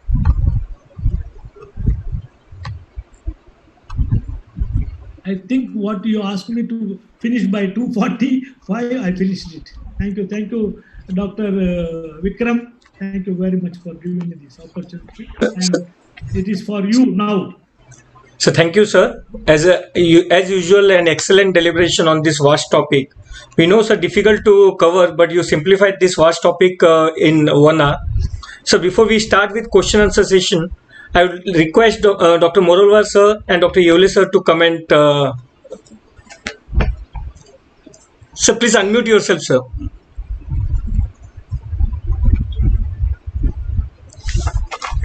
Thank you, Major Saab, for absolutely exhaustive and complete cover-up of the topic. I just want to ask only one question. There are so many preparations of probiotics coming in, and especially one company is too much promoting the probiotic Respistrong for this repeated respiratory tract infection and allergic manifestation of the respiratory system. What is your experience with these products? Sir, that's why I'm not included probiotic at all, because there is no allergic probiotics nowhere at all. There is no role of probiotics in asthma at all.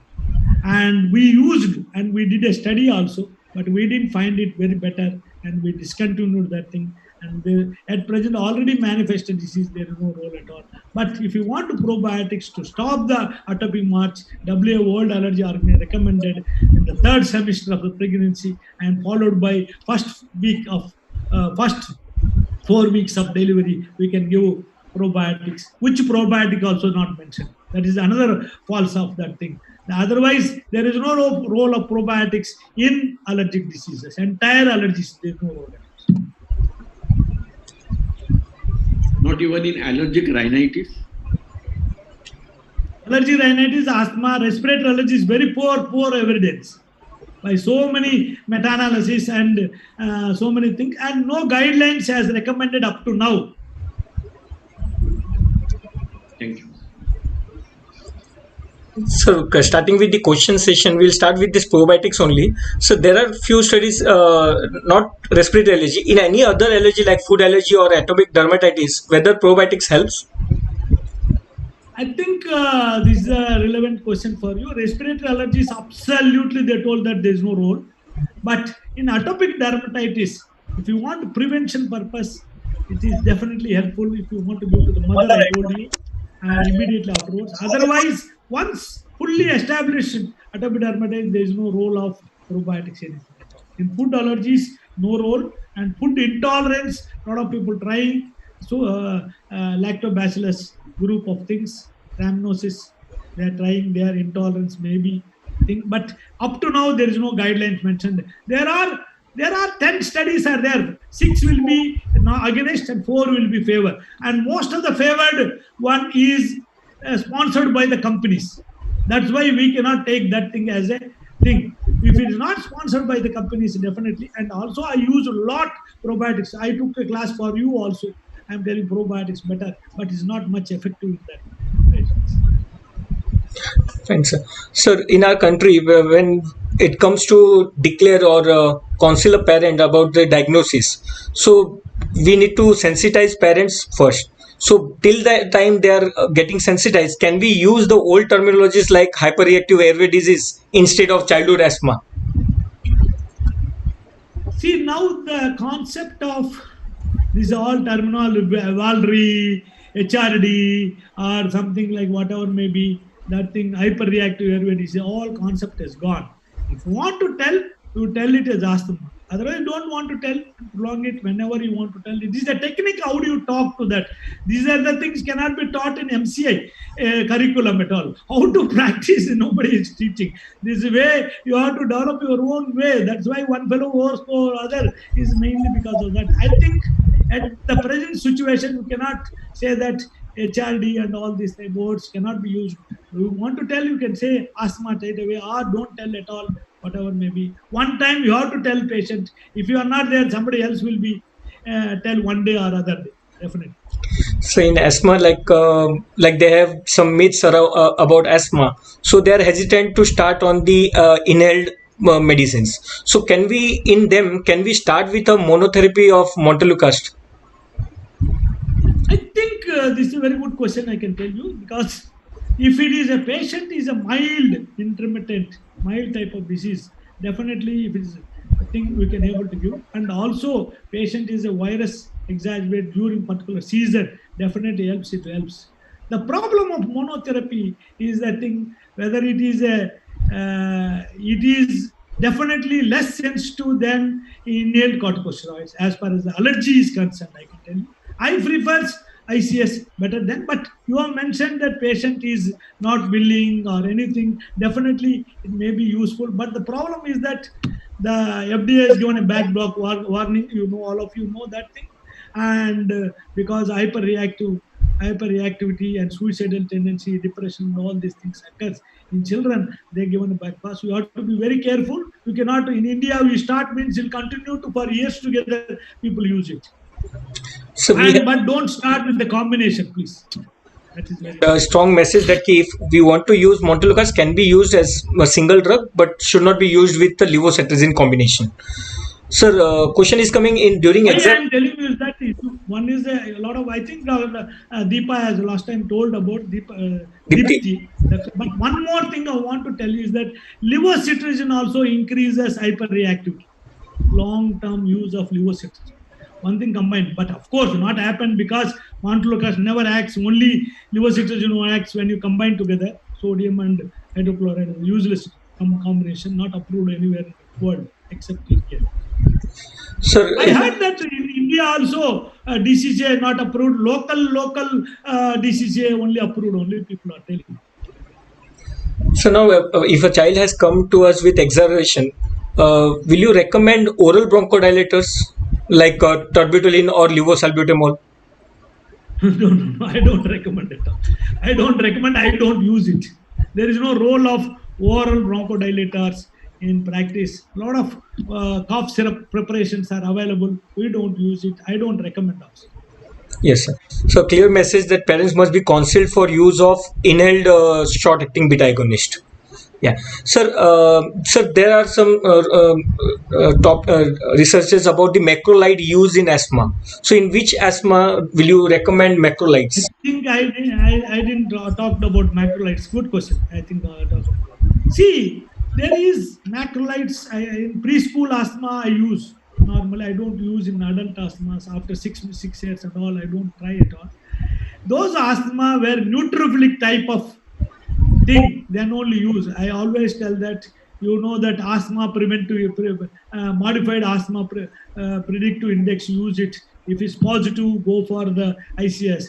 Negative, use ICS. If not responded, then you can add azithromycin below 6 years of age. But azithromycin itself, by using that thing, you are unnecessarily causing what we call as resistance unnecessarily without knowing neutrophilic asthma or not. Using is causing a lot of problem. Otherwise, I don't recommend azithromycin at this stage unless there are bronchoscopies or biopsies done and all. You cannot. If you're not responding, then only you are think about that. Thanks. So, is managing an adolescent asthma a difficult task? So, what are the challenges we face when we deal with an adolescent with asthma? I have a adolescent. The answer will come in that way. He never take inhaler. Even forced to take inhaler, he go to the bathroom and take the inhaler because phobia is there. And they always risk-taking behaviors, these adolescents, most of them are. Another thing, stress is very high. Peer pressure is very high in this type of patients. They love to take oral tablet rather than inhalers. That's why always will be there. And stress-induced asthma will be more stress exacerbator. Stress-induced asthma more common adolescent because they get it very simple reason. They will get very cranky immediately and they go for depression immediately. That's why I always you have to look into the problems of inhaler technique, inhaler use, compliance, and also stress. Also, you have to link into that. All this. So there are lots of myths around the foods and asthma. So are there any role of food as a trigger? And will you advise on restriction of any food particular in asthma? I think both words, myth and reality, both are same. I can tell you because when you uncontrolled asthma, a lot of mothers will come. Mothers always correct. I always tell the mothers is correct. The reason is that they say that my child has taken banana, his asthma is increased. But as we think that banana is not the cause for asthma, we know that. But mother is always correct. Somebody will come and say that that what you call as lime or orange you are taken that causes asthma. The reason is that what I am telling you is that if uncontrolled asthma, the person is not controlled. You are not taking inhaled corticosteroids or immunotherapy, whatever may be. What I want to tell you is that if you take banana contains diamino oxidase enzyme. What happened? It will decrease the histaminase levels, and histamine may not be degraded at all. Histamine be accumulated in the body, and naturally your asthma exaggerated. You understand me? Like that, lot of chocolates. A lot of mothers will ask, "My child has taken chocolate yesterday." Chocolates contain a lot of histamine levels. You understand? Pickles and kurkure, lace. Okay, these are all the things like pizza also can cause a lot of histamine level. So content of histamine is very important in this type of patient, and also histamine intolerance also has to be there genetically. Not all people not develop, only certain people only do. See, all these things are very important. That's why, but you cannot stop the food. The main aim is to control the disease and ask him to eat. That is only my advice. I don't want to prolong further. So if next time somebody comes and tells that my child has got allergic to banana, we can explain them that this is not the allergy, it is because of the increase in the histamine content. Maybe that boy is maybe genetically intolerance also there. Yes, sir. So now many families in our practice we see before we advise they will purchase a nebulizer and will keep at home and they will themselves will start with nebulization. So is it recommended to give or to advise nebulization at home?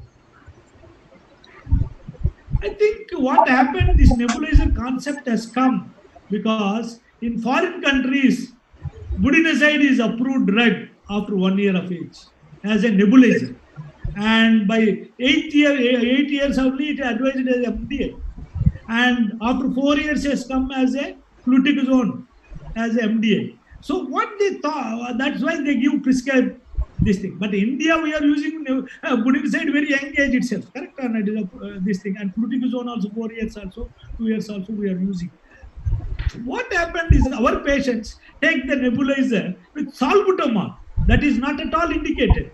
If you take with the salbutamol, already there is a wheezing is there, already exacerbation is there. Without oxygen, paradoxical happens, and the chances of death also can occur. That's why we don't recommend the home nebulizer for any patients for these reasons. Yeah, so it's a clear message that key nebulization should not be used in view of VQ mismatch. And there are reports where death or the deterioration has taken place after using nebulizer. So the newer nebulizers, they claim the particle size to be less. So what is the particle size which is optimum? And below what it will not help? Olden days back, I shown my slide also. Yeah, 2 to 5 you mentioned. How the concept has come. 2 to 5 is the concept previously, and less than 2 is that it washed off. The concept is that thing. If you are using a nebulizer which is able to reach the smaller airways, is the main concept, and it has to stay there. Lipophilicity has to be there and washed off this thing. That's why fluticasone cannot immediately washed off. And that's why fluticasone extra fine particle inhaler has not come to the market at all. Only beclomethasone only come to the market. That even abroad also, India also it is available. Beclomethasone extra fine particle is available in India also. And that is one of the reasons. This nebulizer also, the concept has come as that it must go to the smaller airway dilatation may be there. That is the concept has come. I think that I don't prefer home nebulizers. I told you reason. Yes, sir. When you start using this nebulizer, the patient will get extra confidence over that, and they will get a problem. This nebulizer may be useful the people who are on extra fine particle use of inhaled corticosteroid. So, and, Otherwise, in a hospital setup, is there any role of ambroxol and N-acetyl system in asthma? there is not only role of maybe COPD patients, but not for the pediatric asthma. Fine, sir. So previously, when we were doing residency, we used to use terbutaline in acute exacerbation. So nowadays, it is not easily available. So what may be the reason why they have discontinued production? I think I used terbutaline subcutaneous when I was there. Now we got a better drugs, excellent drugs has come. And today we talk is there. How do you manage pediatric asthma in ICU setup? What is the thing? What is the thing? What in pediatric asthma? What you do? We'll give beta agonist, correct or not? Saba will give 3 doses. If not added ipratropium, afterwards not there. Magnesium sulfate has come, and then we are shifting to PSU. Aminophylline will be given or something like that. There is no role of terbutaline IV mainly because of even if you want to give subcutaneously, it has to be given in ICU setup where the cardiac monitoring has to be there. The cardiac arrhythmias is the biggest problem. What they think, that's why normally we won't recommend subcutaneous nowadays. Whereas good drugs has come into the market, that's why we don't recommend. So one viewer has asked the question: how long we can use for formoterol and the ICS combination? I already told you, once if you are controlled, reduce the dose of ICS slowly, bring it down and take away formoterol. Maintain the low dose of ICS for 3 to 5 years until the age is very important. So particularly in exercise-induced asthma, so till how long we can use? Which one?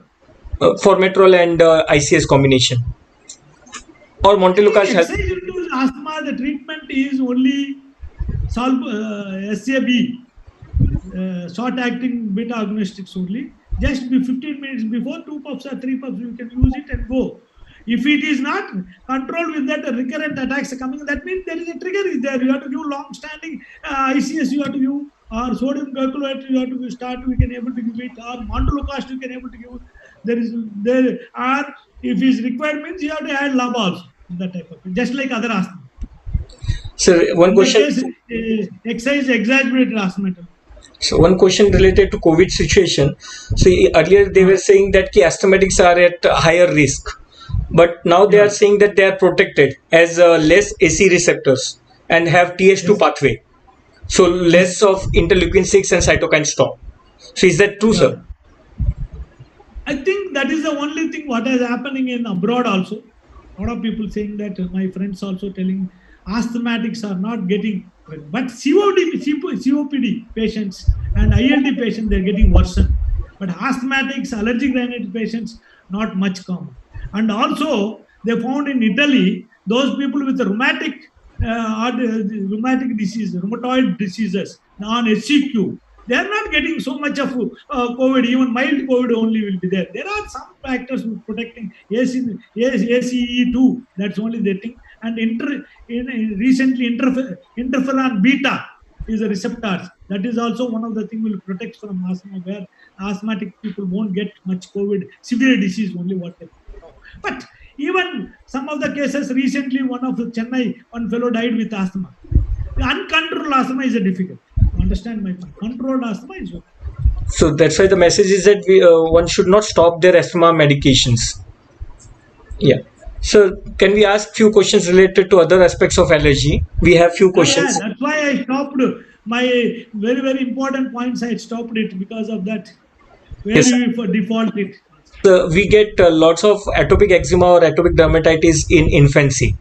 So what are the common allergens involved in them, and what is the mainstay of treatment for an infant and newborn? I think normally what exacerbations are very common is dust mite, because you are staying indoor. 60 to 70% of the most of the exacerbations in atopic eczema is 60 to 75 dust mite one, and 30% of the 30 to 40% is due to food, what they thought exacerbations. Another one is staphylococcus and all these things, what people thought about that. But as far as the thing is that if you are with the milk, cow's milk means all milk, buffalo, giffalo, all these things are formula feeds. They exaggerate the atopic dermatitis. That's why these type of people we won't do. But dust mite able to you cannot able to eradicate. Then is a problem. You have to take the child in a proper position. You have to expose it and avoid the dust mite chance of getting not getting severe attacks. But in India, we don't see much of the atopic eczema, severe eczema at all. What we see, a lot of patients will come with all these things, very bad position. We see only mild to moderate, or moderate also very rare to see. Most of them are managed with moisturizers. Triple lipid moisturizers are very effective. And I always tell that, a lot of people ask me, how do you solve the pruritus? I always tell that itching is the best solution for the atopic dermatitis. Use more and more moisture. If you itch, more moisturizer. How many times? As many times as possible. Moisturizer. Moisture is to be used within 3 minutes of to be applied in the skin. When there is a, definitely you have to make wet that area to wet after bath. We always tell that. If any flares is there, use mild steroids, 1% hydrocortisone, desonide, you can use it. Face, neck, and intertrigo areas. Other areas, these things, we can go ahead with the moderate type, memetozone or fluticasone.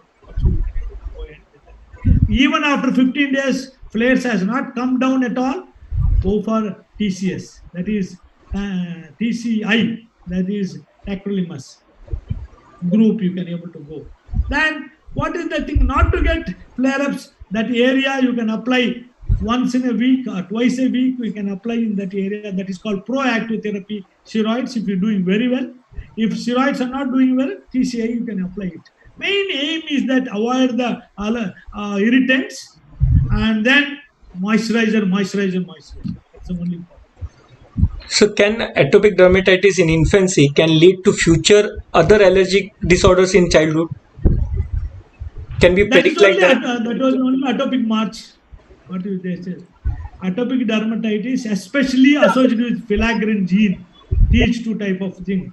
Definitely, the chances of going for more of allergic rhinitis more, slightly less is 60% allergic rhinitis, 40% or 40 to 50% is asthma.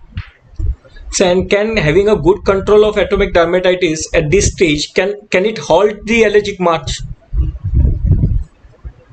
I think it is a very difficult question what to say that thing. Unless you do the immunotherapy, you can able to halt it. But if you are doing able to manage that thing, may not get a severe type of asthma also, mild type of asthma may be developed. Particularly food allergies, sir. If you are able to food allergy, able to control it very well, especially that's only latest study shows that prevention of food allergies, prevention of asthma by applying moisturizers. I think one of the studies, one of the biggest studies Yes, sir. going on in UK, Yes. they say that definitely you can able to prevent the food allergies, but it is a preliminary to say at this stage won't develop at all. But definitely these disease will be minor. We can able to halt it also sometimes.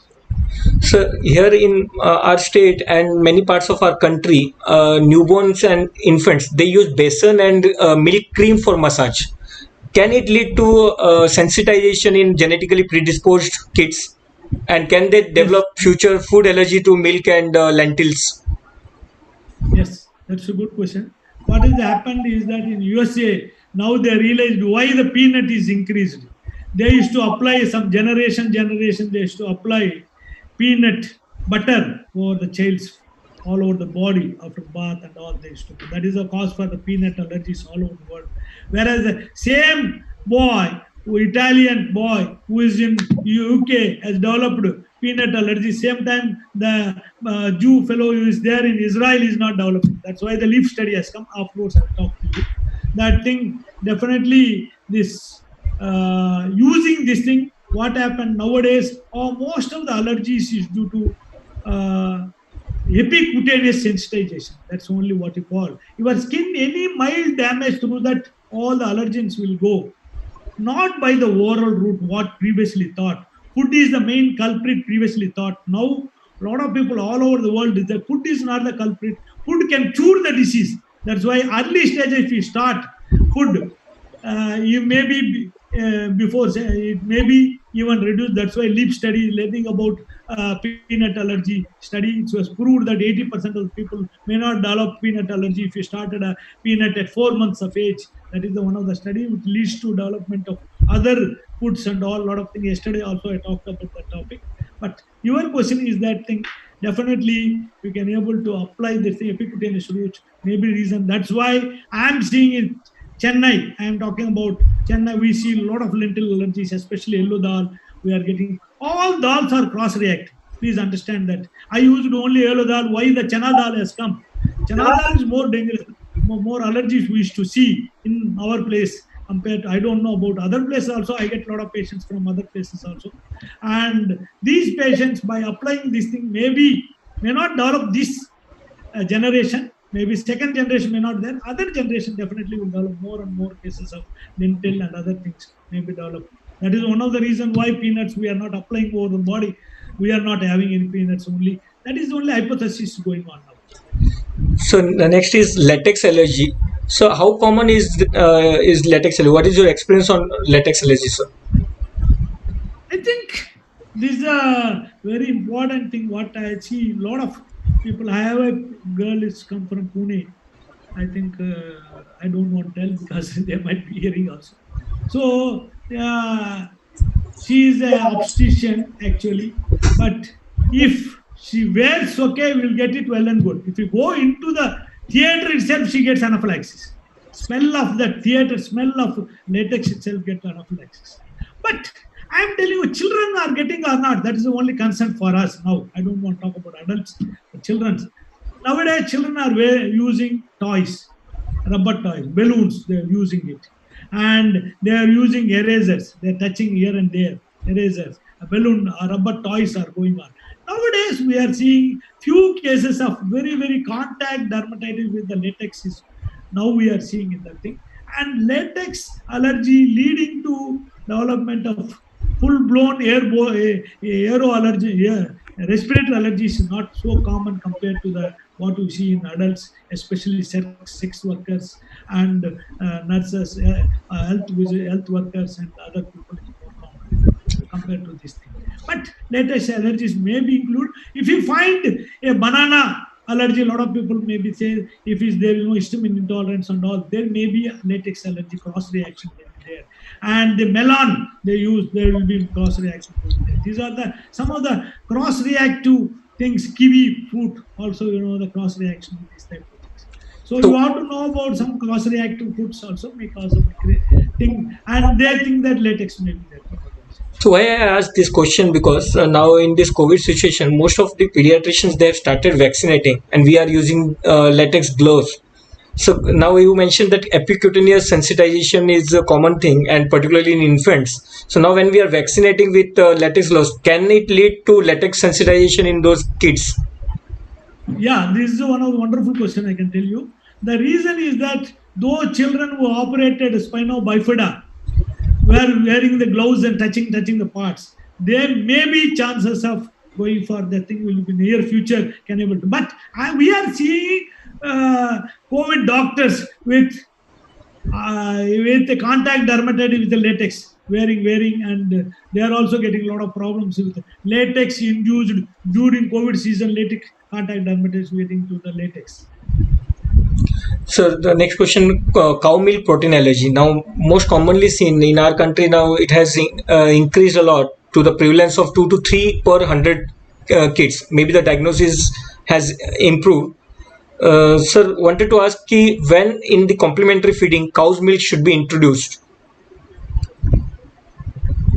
This is yesterday itself we have got a lot of problems with this thing. I think latest way of thinking is that house milks are increasing drastically. Leaf study says that you have to introduce early, but there is a EAT study, one study done, learn about early introduction of other feeds. They found out that milk introduction early is not going to stop your allergies at all.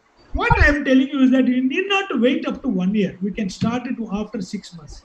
But why you want to start a cow's milk when there? Well, definitely. Whenever breast milk we are always prefer. Breast milk is best for the child. I feel. I don't want cow's milk to be started as early as possible.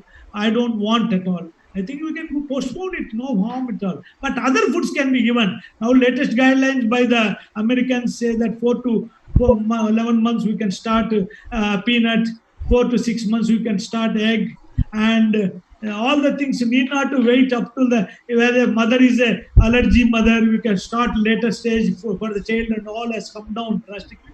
You can start it whenever you want. So can an exclusively breastfeed baby can have CMPA, cow's milk protein allergy? If mother is taking like Dhoni 6 liter, 10 liters, thinking there is a theoretical positive 1 in 1 lakh dilutions may go into the child, but that meaning that we cannot stop the breastfeeds like foreign countries. I always tell that WHO there is a theoretical 1 in 1 lakh. We are not bothered. So many people dying without breastfeeding itself. That's why I always feel that you must go for the breastfeeding rather than going for this thinking about this thing. So now the considering the cost of extensively hydrolyzed formula, which is recommended for CMPA, can in our setup soya milk be used as a substitute?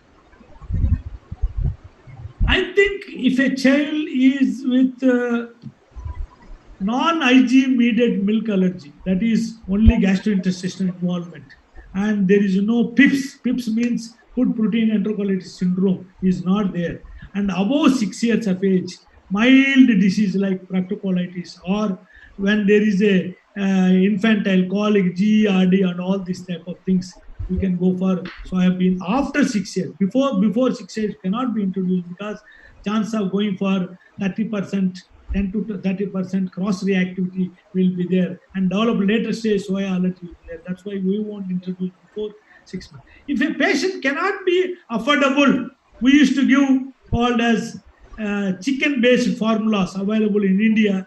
We can give that thing if he's a vegetarian, a non-vegetarian boy. So as you know, the diagnosis for CMPA is elimination and then re-challenge. So and then where is the role of skin prick test and patch test in cow's milk protein allergy?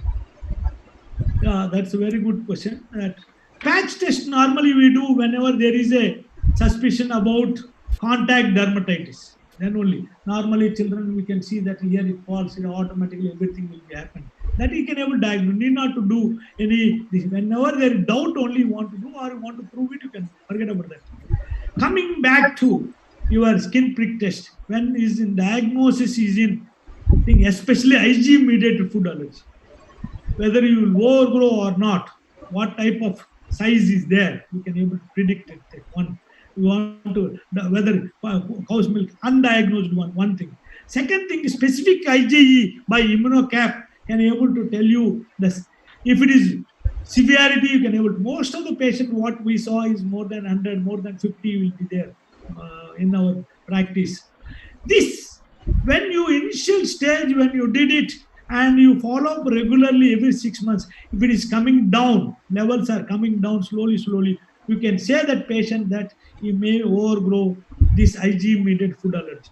Nowadays, all over the world reporting the, not like previously 2 years overgrow, 3 years overgrow. Now they are finding that it may go up to in adult age also this IG mediated food allergies. That's why a lot of people started doing the IgE mediated immunotherapy for IG mediated milk allergy. They started immunotherapy because adolescent age there is a lot of complicated school. If you go to school, you go to eat and all this, they go for that thing. That's one thing. Second thing is that if you want to know about which component of the milk is responsible for the allergies, like lactalbumin, beta globulin, and casein, these three products we are going to talk about. Casein is a heat stable, whereas lactalbumin, beta globulin, when you boil it, it will automatically won't cause any symptoms at all.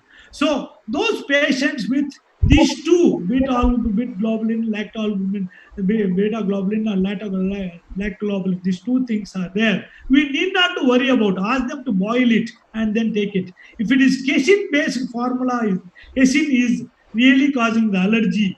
Definitely, what is the levels of the casein? We have to know about that. If a high level of casein, it takes long time to come down, even if you stop the milk also.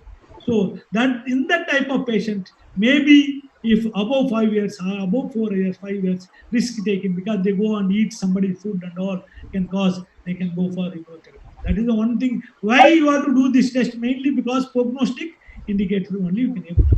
Whether he is overgrown or not, you can able to. So, like in asthma, you mentioned few kids they overgrow and with recurrence in adolescence. So, what are the other allergies where we can say confidently that the child may overgrow? So, one is one. Atopic dermatitis, most of the atopic dermatitis, they reduce the severity and they overgo most of them. That's why most of the dermatologists, they are using moisturize, and they will come back with asthma later stage. We are not knowing about that, what is happening at all. That is one thing. And allergic rhinitis never overgo. Okay, allergic rhinitis is a progressive disease, and once you started entered that thing, it never overgo. Only the people who are got pollen allergy, only 11% of the people with low Ig levels, serum specific Ig to the pollen is very less, they will overgrown. Otherwise, there is not much studies say that they will overgrow or not. Food allergies definitely overgrow. Milk, egg, and sesame and wheat, they overgrow. And what about egg? What about egg allergy and wheat allergy, sir? They will overgrow by 2 to 5 years of age, most of them. Okay, so few questions and are. reappearance of gluten allergy even in adolescent age can occur. And tree nut, peanut, and fish, shellfish never overgrow. That also occurs. Okay. So there are questions. What is the best inhaled corticosteroids below 1 year of age? Sure. I think it is not approved. How can I cannot say it. I use all type of things in practice only, but I cannot tell in more. And is there any role of theophylline in pediatric asthma? I think some people use in adolescent age group for nocturnal asthma. Otherwise, nowadays pediatricians not using much. Only pulmonology they use in adolescent asthma. So, and one last question, sir. Is allergy curable? Still 10 minutes are there for your time. So we'll wait for. Otherwise, if time is there, I will go to my presentation. I will tell about very practical points. So, is allergy curable, or we should stick to the dictum: good control is as good as cure? I think this is a very dicey question to talk in this forum at all. because people will this thing. See, one thing I will tell you: what is curable? You not to exist at all. That's only people expect. I feel that as good as you are not having symptoms, you don't have any problems, you are doing daily activity properly, your study, everything is good, and not getting attacks, automatically as good as curable. I feel it. That is my opinion, always I tell you. Well, that's why we do immunotherapy. Quality of life increases and no exacerbations. Your comorbidities will be reduced, growth will be improved, and everything will be there, and your performance will improve, all these things. But we cannot say that it's curable because it left away from you all these things. We cannot able to say. That is one thing. So we'll take few questions for allergic rhinitis. Sir, how long we can use intranasal steroids? How I long? think international steroids, no guidelines has mentioned that to be used. But in Indian setups, what our IAP allergy immunology chapter has guidelines mentions that, and we published also ARCTM and ADEX module. 3 months you can use at a stage because most of our people exacerbations of allergy are common in the winter. I think that time if you use it, will good. If you want to use it further, stop it and restart again in children. And any choice of antihistamines, sir? Oral and those antihistamines available for intranasal use. So when they are recommended or used? I think now there are two types of antihistamines available in international use. One is agilastin, another is olaptidine. Both are available in the market above 5 years, another one above 6 years, olaptidine. So what happened now? The combination of drug is available. Fluticasone plus agilastin combination is also available, and that is the drug of choice for ARA guidelines. Actually mentioned in ARA guidelines to be used as a problem. The problem with agilastin is that when you use it, anybody used, I don't know, put it in that, normally everything will come inside the throat. Child will start vomiting and refuse to take at all throughout his life any inhaler. That's why normally we won't recommend at present, but nowadays latestly in abroad that the taste smell is removed and sucralose with sucralose and taste is very good, and their people are doing very well in abroad. I think that formulation going to come to the market in India also, and we may do very well. I think that may be good for that. So any One choice? question was from my side. Yes. Yes, sir, please. I wanted to ask one question about the growth monitoring. Have you any seen growth faltering in long-term use of ICS? Yes, definitely. When you use long-term ICS more than 400 micrograms in a child, or when you combine with other drugs and all, high-dose steroids, when you combine budinside and talking, and 400 micrograms, definitely growth will be reduced.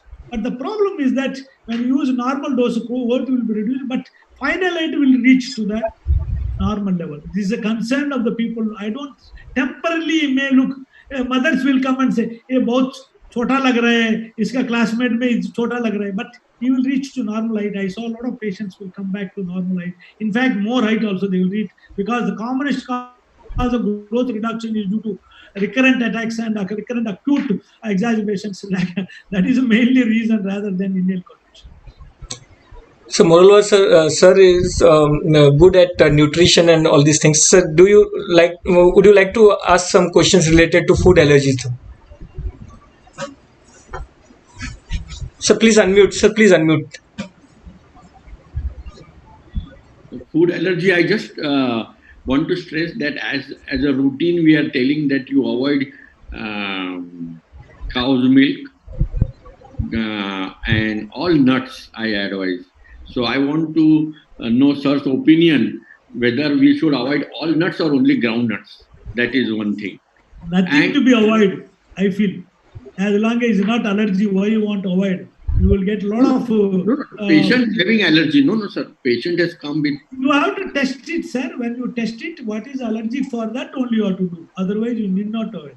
If you are allergic to nut, a lot of cross reactivity will be there. All nuts to be avoided in that case. And peanut is not a nut; it is a more of a legume. So it may be cross reacted to other legumes only, not with nuts at all. What you, another question you are asking, sir? Something? No, the nuts, this thing, eggs. cow's milk, nuts, eggs, chocolates. So This these are is the a previous belief, sir. This is a previous belief that you have to stop it. Nowadays, nobody advises it unless you prove it. You cannot stop it. You nowadays everything is available 800 rupees, 900 rupees. You can do one egg IG mediated. If it's more than 7 or 8 is there, then you stop it. Otherwise, not required. And, Jitendra sir, you have any questions for sir? Please unmute, sir. Please unmute. Yeah. Unmute. So your Please voice. unmute. So your voice is not audible.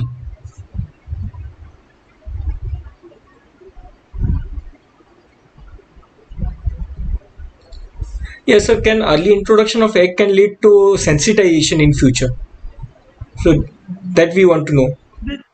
That is the one thing. Latest study shows that start early egg 6 months itself. You won't develop any sensitization. That is one American Academy of Pediatrics they are telling. But in India, we cannot take risk at this stage. To start only 9 months afterwards. But that golden rule that these are the mother is family allergy, you don't take foods. That concept has gone. Up to 2 years, don't give nuts. 2 3 years, don't give fish, and all concept has gone. You want to start anytime, you can start. There is no harm. I think that Jitendras is not unmuted. That is the only thing. You are not unmuted. Unmute. You are not unmuted still. Now you are unmuted. Not sir. You are not audible. Voice problem. You can rejoin, sir. You can rejoin. So, like we have heard that peanut allergy in Western countries is because of they use peanut in the roasted form, whereas in our country we used to traditionally we used to have it raw or used to have it boiled. So now you said ki lentil allergies are increasing. So what could be the reason of increase in lentil allergy? Lentil allergy increasing mainly because of only application, subcutaneous route only. I feel it. But this is a hypothesis why it is increasing there. In India, some generation back, only roasting was not there. Only nowadays, you see everywhere roasting is going on the roadside. People are giving itself to us also. Maybe after some generations, epigenetic changes will happen, may develop baby there. We don't know. But as such, in India, sensitization to food allergy is very, very high, especially cow's milk or shrimp or lentils and brinjal, especially adults, brinjal is their sensitization.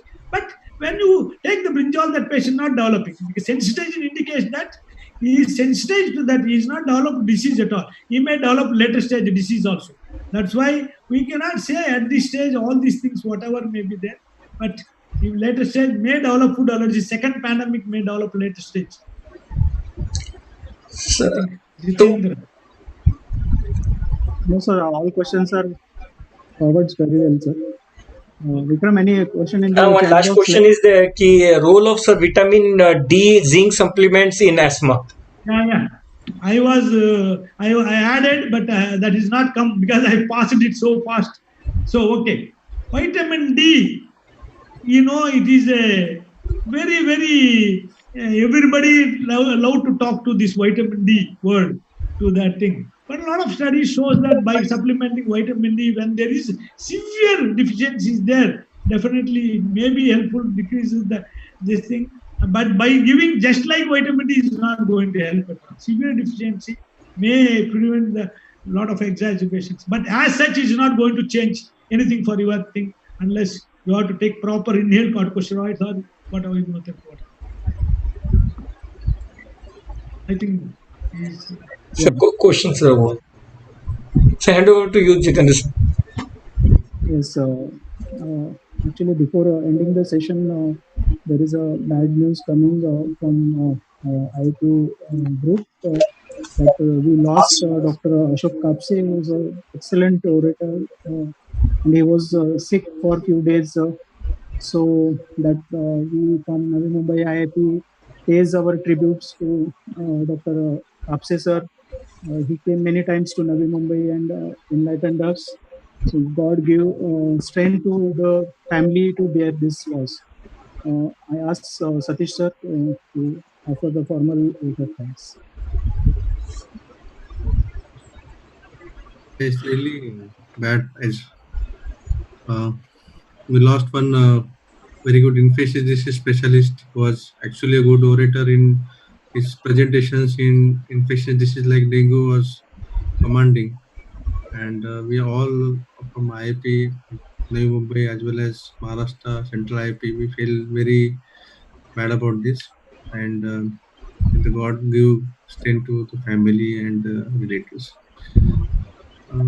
I would like to, on behalf of Navi Mumbai IIP, I would like to thank Dr. Major K. Nagaraju sir for his lucid, elaborative, and most important thing is his experience of 40-45 years of asthma cannot be extracted in 2 hours, but still sir has managed to clear all doubts and especially about the inhalers that and most important about montelukast combination therapy. And important thing is the long-term management, not only about the medications but about the counseling the parents, giving them the options, and also the thinking about their cost effectiveness and revisits. I would like to thank Dr. Morwa sir and Dr. Evli sir who has joined us here.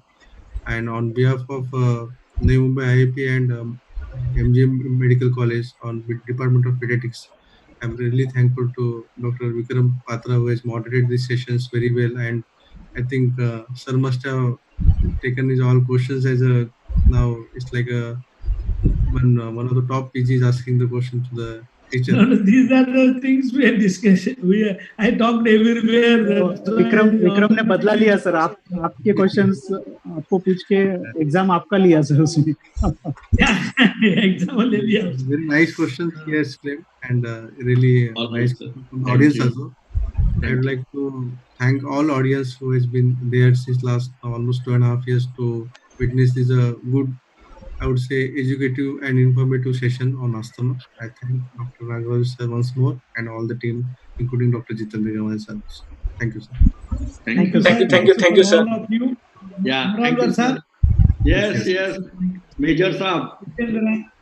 Yes, sir. Satish, all the things. Thank you. And I'm very thankful to Vikram Patra for arranging, and also he has done a moderator job excellent. I think you might have joined in some TV programs. I think better. Vikram, it is more profitable for you rather than be a doctor. Thank you. Thank you, sir. Yes. Thank you, sir. Thanks, sir. Okay, sir. Bye. We are the innovative. We heal with zeal. Together we navigate. New frontiers.